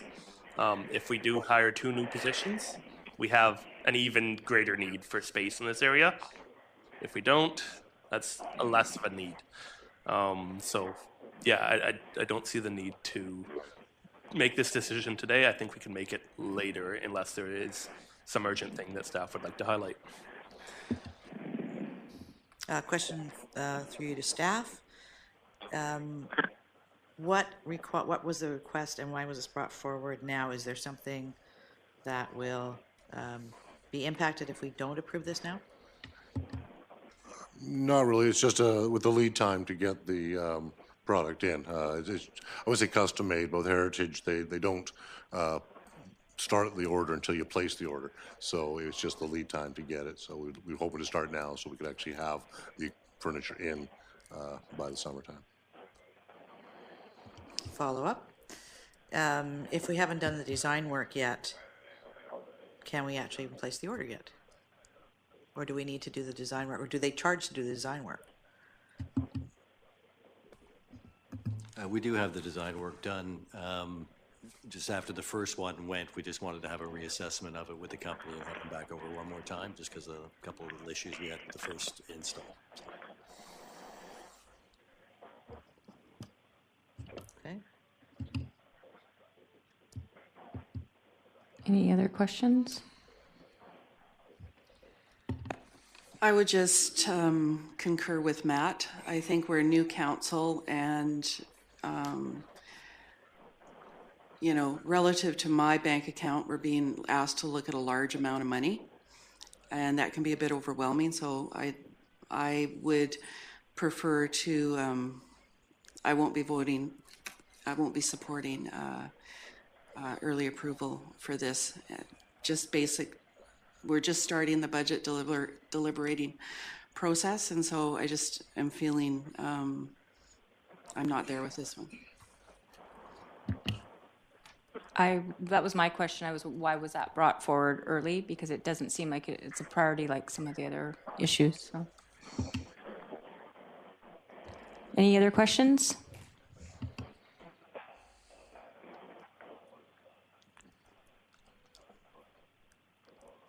So I don't have to do it. Okay, so. I'll move on to the next one. Madam Chair, so the next project is the Hackett Park Outdoor Stage. This is to construct the amenity at Hackett Park. On the January 16th council meeting, council did pass the resolution. The staff submitted an application for grant funding for this project to get 73% funding. That grant actually is going out today. So this is just to seek early approval. Part of the grant application is to show that council has endorsed the project. We're indicating on the grant now that the resolution was that you were committing the funding, but to formalize it and get it into the budget now, it's being proposed that we pass this. As I say, it's a $253,000 project, $67,500 from general reserve, and $185,500 from grants. Alden? Thank you. If we approve this now and we do not get the grant funding, what does that look like? I believe at that point we would come back to council and see if you wanted to continue with the project or not. If you did, we'd have to find the additional $185,000 from some other source, and if we couldn't find it, the project wouldn't move forward. So we wouldn't move forward if we did not get the grant funding. We would not move forward with the project without coming back to council. Thank you. I guess that was my concern. I didn't want us to commit to this and then find out, you know, if we don't get the grant, we're on the hook for another $185,000 down the road. Okay, so I didn't support this at council for applying to the grant, and I'm going to continue not to support it now.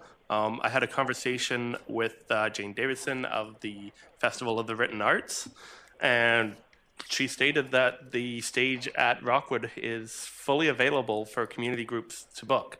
It needs to go through the Writers' Festival, their organization, and there's obviously process to it, but they do welcome people to apply to it. So we have an underutilized outdoor stage. I don't think we need to spend another $67,000 to get another one that could be underutilized as well. So, yeah. Thank you. What is the timing around that grant? When do we anticipate hearing back from that? I'm just wondering if we actually need to do this early. We have approved it. We have approved that we'll spend it. So I'm wondering about the timing. I also do know that there is one community group who has indicated they may be interested in contributing some of these funds as well. So I'm just wondering if there's a need to do this now, given timing or not.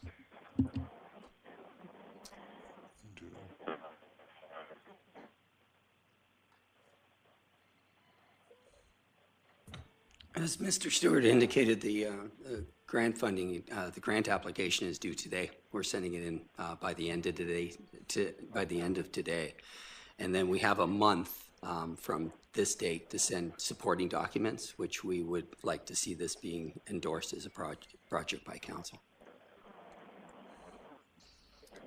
We already passed a motion indicating that we would put the 67.5 forward. I mean, I'm just saying, do we need to pass it here as well in order to support that, or have we already done that in the council meeting that we approved that recommendation? Likely, and I would hope Grant Evaluation Committee would accept the resolution from council from last week. It was really bringing it forward to formalize it and just allow us to move forward with the commitment from council overall.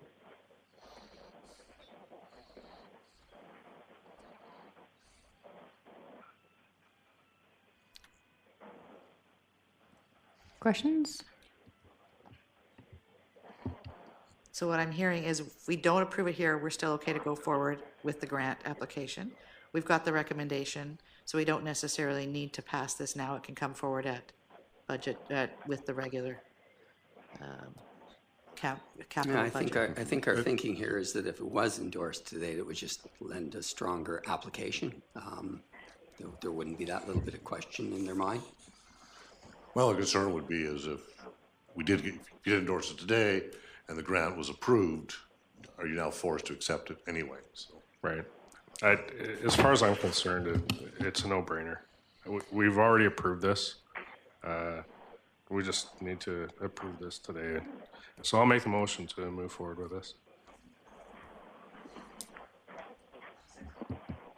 Ken? All in favor? Aye.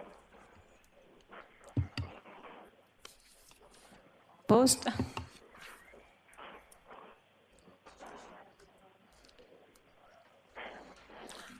So Madam Chair, the next 4 items are really all related to each other. This is the Trail Bay Capital Project. 90% of it's funded from development cost charges, the remaining from the General Capital Reserve. So it's essentially 2 phases for road work and 2 phases for storm work, which must be done in conjunction with the road work to allow for widening of the road. So the phase 1 of storm and road have to go together, and phase 2 of storm and road have to at least go together. The proposal is to get early approval for all 4 to allow us to get the tender documents out as soon as possible. The total, as you can see, it's 4 projects, one for $2,497,900. The second road for $3.8 million. The storm sewer on phase 1 for $450,000, and the storm work for phase 2 of $250,000. Questions? Sorry, I should point out, just I believe a month ago, council did endorse a resolution to have us tender both phases at the same time. Darnella? Thank you. I've been told that there's some required work done on the sewer line that goes up trail because of some infiltration that's happening. And I'm wondering if that's being dealt with at the same time as what we're doing, as when we're doing this. Because if we go ahead and do these, and that sewer line is not fixed, then we'll have to dig it up to fix that down the road. So, comment from staff.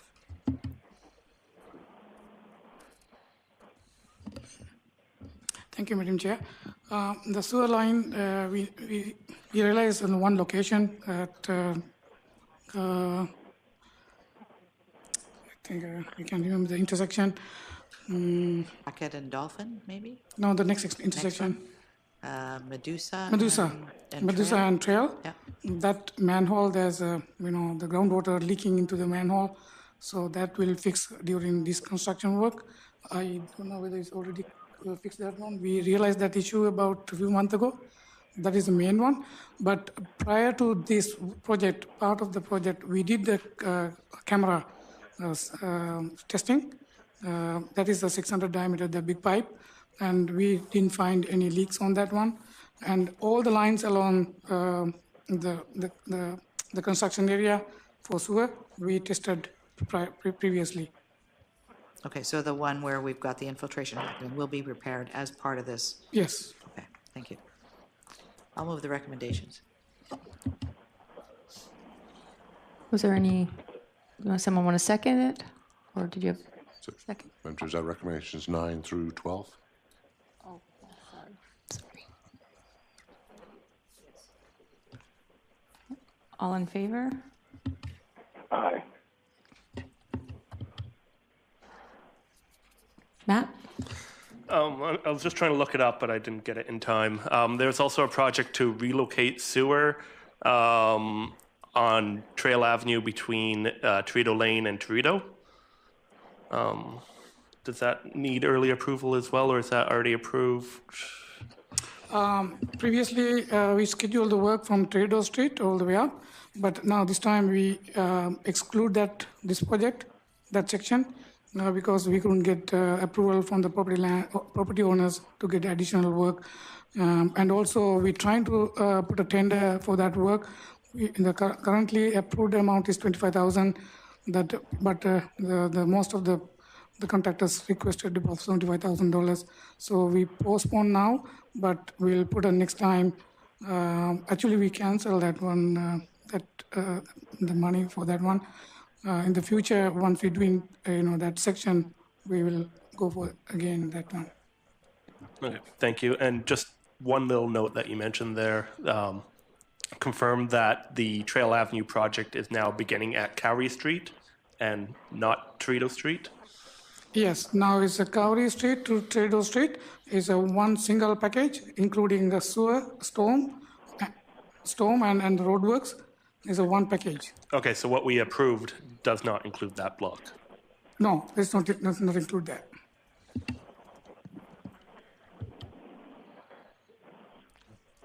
So, Madam Chair, the final request is actually an operating budget item. This is for the Community Investment Program. The Community Investment Grant Review Committee met to go over their terms of reference last month, or earlier this month, I guess it was. But to help them with their deliberation, they prefer if council would actually let them know what the budget is they have to work with. So typically when they get more applications and funds available, they know where to draw the line. So what's in the 2019 budget is $52,000 for the Community Investment Program. It's the same amount that was in the 2018 budget for this. So it's to seek early approval of the $52,000 operating budget. Essentially what this would mean is be off the table as far as future deliberations go. So we'd like to get the commitment now. And I should point out just recommendation 14, the committee did ask if council wanted to, was to provide consideration for how the grants may be allocated. There's 3 program areas that they look at: arts, culture, and recreation, social, environmental, and community development. And whether council wanted the committee to focus on one area or 2 areas over another, or if not, if you don't have any concerns, the committee can certainly look at what's there. But if council had a specific area that you wanted to focus on, the committee would certainly be willing to take council's direction. Questions? Matt? Just a general request. Moving forward, could we make the amount that we are providing from this grant much more clear? I had a heck of a time understanding that $52,000 in any of our budget documents. So that's just to move forward. I'm happy with the amount.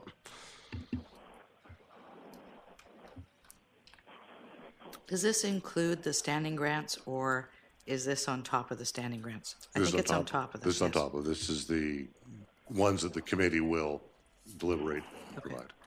I'll move the recommendation. All in favor? Aye. As far as the last recommendation, does the council have any wish to provide direction to the committee as to how they would like the grants allocated among the 3 program areas? Alden? I personally don't see a need to meddle in the way that the grant committee is going to be handing them out. I mean, y'all can disagree with me, but... Matt? I'm thinking on that point, but because the question was asked, I did put community development slightly ahead of the other 2. So just in my head, I proposed a 40% share for that one, 30% for social and environment, and 30% for arts, culture, and recreation. And I need to think if either way, yeah. Another? I think each year the organizations that apply differ. And right now, if we as council put together a percentage, I think we're tying the hands of the organization. They can review them and come back and make recommendations to us. We have an option at that time to change that if we so choose, but I'd rather leave it up to them personally. If I may, from being at the committee meeting, yeah, I think they'll be okay with that recommendation. What they really want to know, if council had a strong will to focus on something, they want to be aware of that. So if they're prepared to let the committee do the work, they're happy with that as well. If they're going to spend all that time reading through all of those applications, go for it.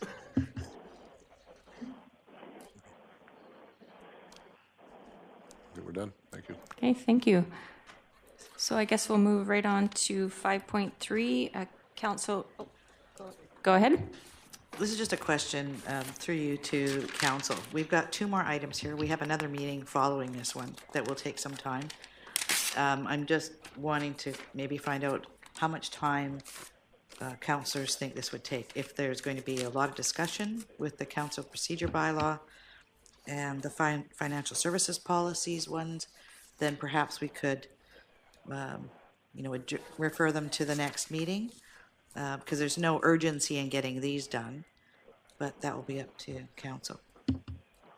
Does anyone have comments or recommendations? My comments on both of them were pretty minimal, so I feel like we can get through them. Okay, we'll keep on going. So 5.3, Council Procedure Amendment Bylaw number 568-1, 2019. Motion to receive. All in favor? Aye.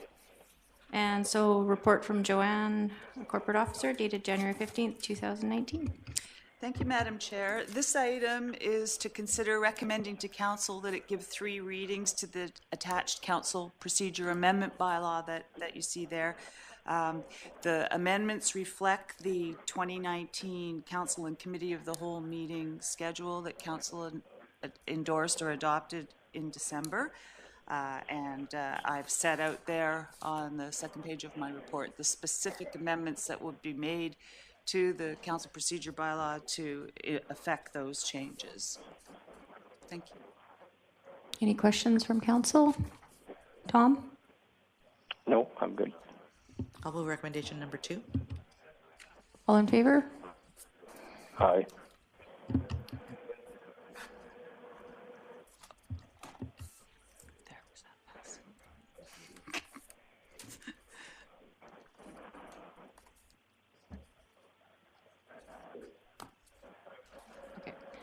So, District of Sechelt, bylaw number 568-1, 2019. A bylaw to amend Council Procedure bylaw number 568, 2018. I'll move first reading. Oh, sorry. This is to, the second recommendation is enough, and then it'll come forward to next council meeting for readings. Sweet. Thank you. So I screwed up. Perfect. So now you guys can do it too. Okay, so we can go on to 5.4, financial service policies. So I'll have need a motion to receive. Motion to receive. Second. All in favor? Aye. So a report from Doug Stewart, Director of Corporate and Financial Services, dated January 16, 2019. Thank you, Madam Chair. So as part of a project initiated by the CAO to look through the entire corporate policy or council policy manual to see which policies could be reworded, deleted, or changed or added to. Finance came across 4 this time that we felt, or 2 that required significant rewrites, so we're bringing them separately to you to talk about, and 2 that didn't exist at all that we thought would be a good opportunity to talk. So we're bringing them to you individually now to get some feedback from the committee before we bring the entire policy manual back for council's consideration sometime later this winter, early spring. I'm not sure the timing of that. So we basically have 4 policies that we would like to get feedback on to see if you're okay endorsing them, and then we'll move them forward with the policy manual. So Madam Chair would like, maybe perhaps we could go through each one individually as well, and we can talk about each one as we go. So the first one is the reserve and surplus policy. Previously, as we currently have 11 policies that deal with reserves. Some reserves don't even exist anymore, at least there's no money in them, and others, the policies are outdated. What we'd like to propose is a single policy dealing with all of reserves and surplus and really defining them. The policy starts on attachment 1 on page 67. The significant pages, parts of this are probably on page 68, which is the responsibilities. For council's responsibility that council would establish the statutory reserves. These are the ones required, or the council may establish through bylaw. The difference with the statutory reserve, if it's created by bylaw, you can only take money out of it or use it, change it through bylaw. But delegate authority to non-statutory reserves to myself as the financial officer. The non-statutory reserves is really earmarked surplus, if you look at it that way. It's the surplus of the district. Either it goes into an unallocated pot or we designate the money for something else. So the example could be the wharf, the money that comes from the wharf. If the wharf happened to turn a profit that year, we could designate that surplus funds and say, let's put it in a wharf reserve and only use it for wharf purposes.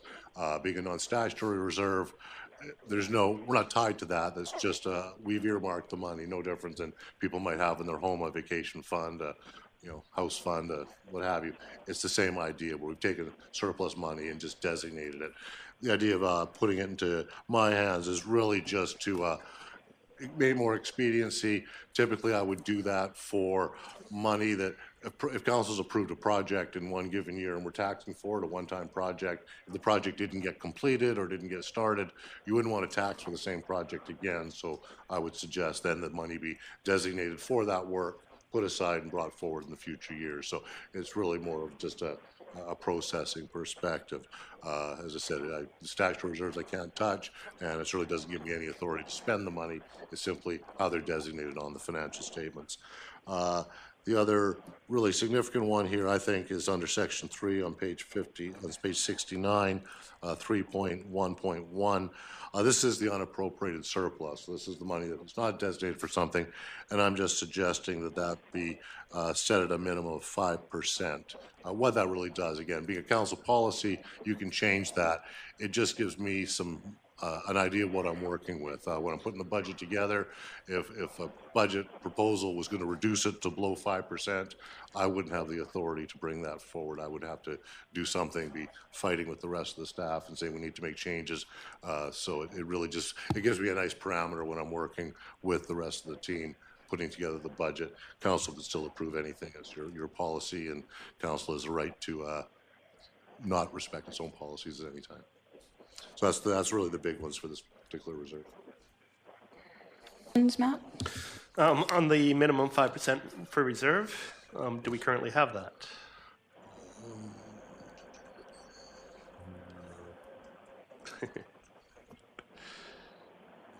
Not quite, no. We're just short. So that's a little concerning. Yeah. Yeah, we're just short. We will be there at the end. For next year? 2019, the way the budget's set now. We've been building it up. We were actually in the negative a couple years ago, so we're doing much better. For sure. We're up to about 400,000 in there right now. Yeah, and I appreciate the effort that has been made so far. Questions? Tom, do you have any questions or comments? No, I'm good. To the next. Okay, so the next one is financial plan amendments and budget transfers. This is really just throughout the year, things come up, budgets, we may budget for a project, something comes over spent, particularly on the operating side. Things happen, things break, you have to move money around. So this policy really just allows for these budget transfers and amendments. So on the amendment side, this one is really very well controlled or tightly controlled under this policy. Basically, it says that amendments can only be approved by a resolution of council. Amendment would be anything that adds funding to the financial plan, so increases the amount of money that's being funded, or changes the funding source of something. So if you had a capital project that was funded from one source, so that would be the example of the Hackett Park. I couldn't just arbitrarily say, oh, we've got extra money here, let's transfer it and start spending it. So if we're changing funding sources, that would be considered an amendment, would require council approval. As I said, if we're increasing the overall budget, Again, that would be considered an amendment and would require council approval through a resolution. So what we're proposing there is any amendments must come through council as a resolution, but budget transfers is really just allowing people to move money between project or between their operating budget. This would be a case, perhaps we had a staff vacancy, so we used a contractor to do some work instead, so we could move the money from the wage budget to the contractor budget. We're not increasing the overall budget, we're simply allocating funds between budget lines and essentially giving me authority to transfer up to $100,000. It would be used that no budget could be increased by more than $100,000. So regardless of how many sources, if we want to increase a contractor line, $100,000 would be the limit. If it was beyond the $100,000, we'd be coming to council for approval. So the idea being that if it's a significant change to a budget item, you would still have the say on whether we did it or not. So that's really what we're looking for here is amendments, council requirement, up to $100,000 budget transfer authority provided to me. And one final piece on this is we're going to have a companion administrative policy, which would just allow for some further delegation down. So I may be able to allow managers to transfer a slightly smaller amount between their projects, but it would still all be capped at $100,000. Any questions or comment? Darnell? Alton? Just one question, and it's mostly for my own education. Under section 1.1, emergency expenditures, it says here that the CAO or the FO may approve emergency expenditures that were not included. Is there a limit on the amount that either the CAO or the FO can approve under emergency expenditures? Under this policy, no. You could certainly do that. The challenge would be, depending what the emergency was, how far you'd want us to go. I mean, we would obviously convene council as quickly as possible, but if it was a Sunday night and nobody was around, you were all away at UBCM, and we would just do what we had to do. So. Thank you. Like I said, it was just mostly for my own education. Darnell? Just a question on the wording, page 70, right at the bottom. So financial plan amendment means an increase in the amount of, what about a decrease? Do you also have to do that for a decrease as well? Like, would that be a financial plan amendment? No, it wouldn't actually be required. Basically, because legislatively, the budget gives us how much money we can spend on an activity. If we spend less, then we're still in compliance with the bylaw. But at some point, you still have to do a financial plan amendment, do you not? Is that the end of the year when we do that, or? Yeah, the idea was if we brought any adjustments to council, I'd probably do it where I'd ask for a resolution to amend the plan. But once a year, I would pull all the resolutions together. Because the plan amendment actually takes 2 meetings of council to do 3 readings of it and then an adoption of an amended plan. The amount of processing would be terrible. Thank you. Okay, I'm going to put you on a spot, so if you don't have an answer, that's all right. Last year, I believe there was a transfer from Marine Way retaining wall to furniture for the office. Is that a transfer? Is that an amendment? That would be an amendment. Okay, so that passed through council. We didn't have the policy then, so we did it more as a informing council it was being done and more of a consensus. This policy didn't exist, and that's really the issue. Okay, so that amendment would come through council if it happened this year. Under this policy, that would come as an amendment to council. Excellent, that is really good. Tom, do you have any questions or comments? No, I'm good, thank you. Okay. Any other questions? Okay. So the next one is the investment policy. This is one, going through it, we were surprised we didn't actually have an investment policy. So a lot of the investments are governed by the community charter. That we can't invest in anything that's not guaranteed by a bank or a credit union. So we are quite well restricted in there. So although not necessary, the benefit of having an investment policy is allows us to take it to the broker, and they then have some parameters that they can work within as well. So probably turning to page 74 of the agenda. The permitted investments, as you can see, we're just saying that all investments must be guaranteed under Section 183 of the Community Charter. So if it doesn't meet the 183, or Section 185 criteria, we would not invest in it. So that would just be a blanket requirement of any investment manager doing it. Section 3.1 just looks at the portfolio limits, again, to give the investment broker something to work with. So what this is really saying is that to diversify,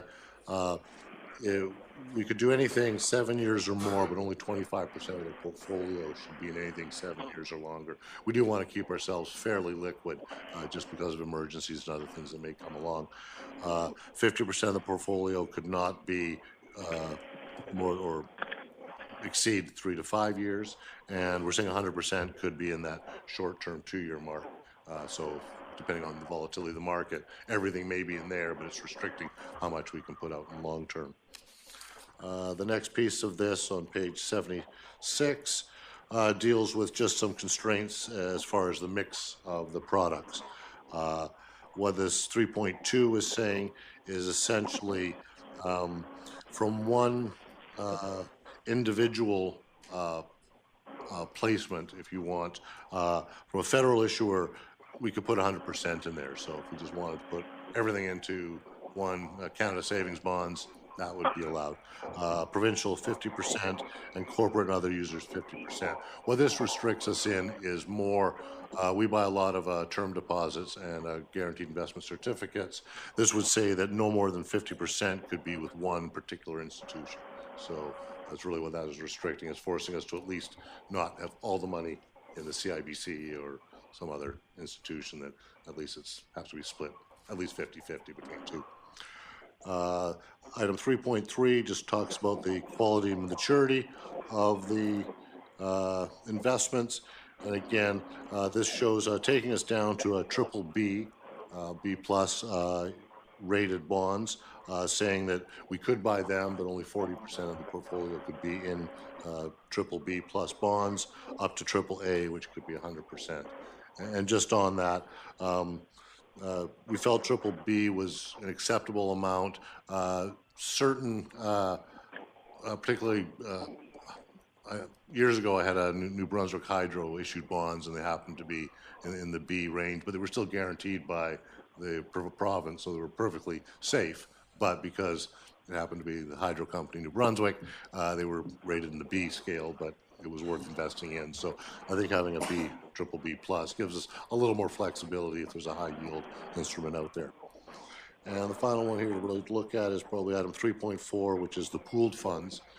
This is through the Municipal Finance Authority. They have a money market and other pooled investments that they do, and sometimes they can be competitive with other GICs, so this just gives us the opportunity to invest with them as well. That's the investment policy. Questions, Matt?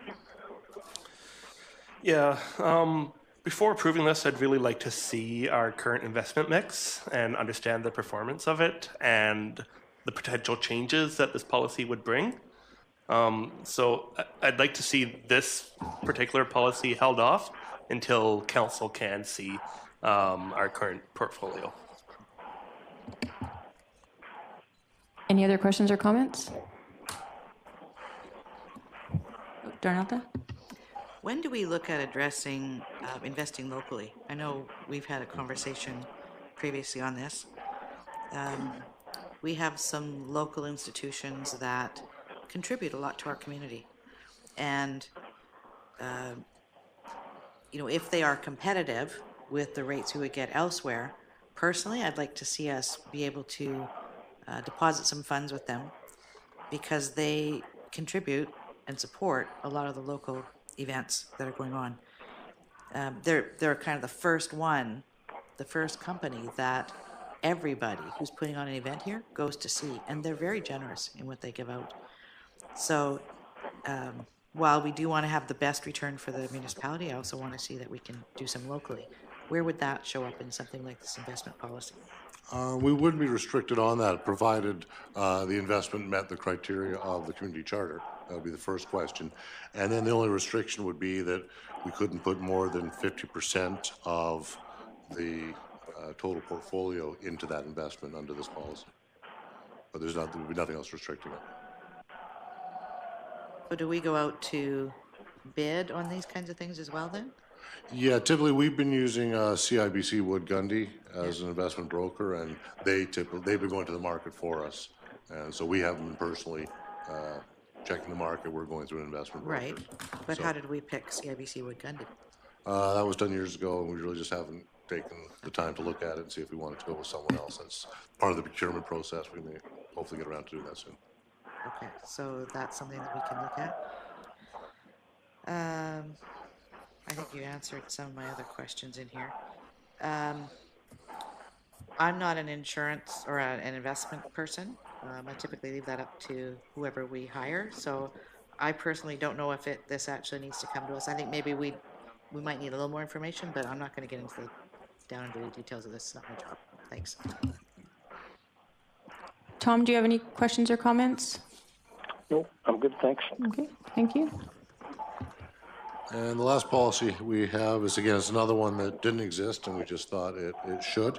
It just has to do with uncollectible accounts, and it's really just delegating the authority for myself to be able to write off any account, any uncollectible account under $10,000 that I could just simply write off, and anything over $10,000 I would come to council for approval. Questions or comments? Tom? I'm just wondering if we have any uncollectible accounts. None that I'm aware of now, but they do come up occasionally. And is there a definition around uncollectible, as in how long they've been outstanding or attempts made or that sort of thing? No specific definition. It would really be just if we felt it was beyond worth trying to collect. Anything that's on taxes, the legislation is very strict, so we can't write those off, and the process is quite hard. This would be anything that's non-property related that we felt if it was an unpaid business license and the business has gone under, they've moved away, we don't have anyone to actually send the bill to. So that type of activity. Eric? Do you have a standard credit limit? Like, so for example, I'm guessing the septic receivers or the guys dumping in the septic plant, do we hold them to a standard credit limit at the maximum? It's something actually we've been working with them on, so we haven't had a standard one. We've tried to make it about 6 weeks worth of their activity to allow us sort of for a 1 month billing and then another half month of activity, so they don't, they fall behind, but we don't have anything specific in writing at this point. We're still working on that. Any other questions or comments?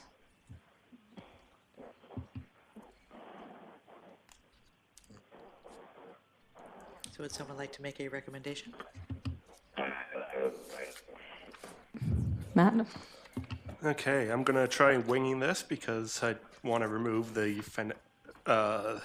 investment policy from the other three. We can consider them separately. So I'll move that the committee recommend that the reserves, the financial plan amendments, and budget transfers, and uncollectible account policy as presented in the financial service policy report dated January 16th, 2019 be added to the council policy manual. All in favor? Welcome somebody else to recommend the other one. Any other Darnelda? Through you to staff, if we pass this, will we still get a breakdown at some point of investments? Yes. As requested? Yes, we can certainly bring the information forward. Okay, so I'll move the investment policy as presented. Thanks. Second. All in favor? Aye. All opposed?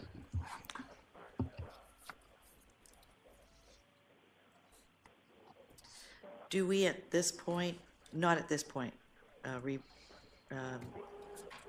recommend that these others be rescinded, or is that going to come forward at council? I think that will all come forward. I think the plan with the CAO is to a more comprehensive report. So really the idea was these were significantly different than what's in the manual. So yes. I felt it was an opportunity to hear. We didn't want to just slip them in and say, oh, surprise, there's 4 policies in there that you haven't seen before. So okay. It's really, that's why we're doing it this way. Okay, any other questions or comments? Okay, motion to adjourn? All in favor? Aye. Thank you, Megan. And is there any questions from the public?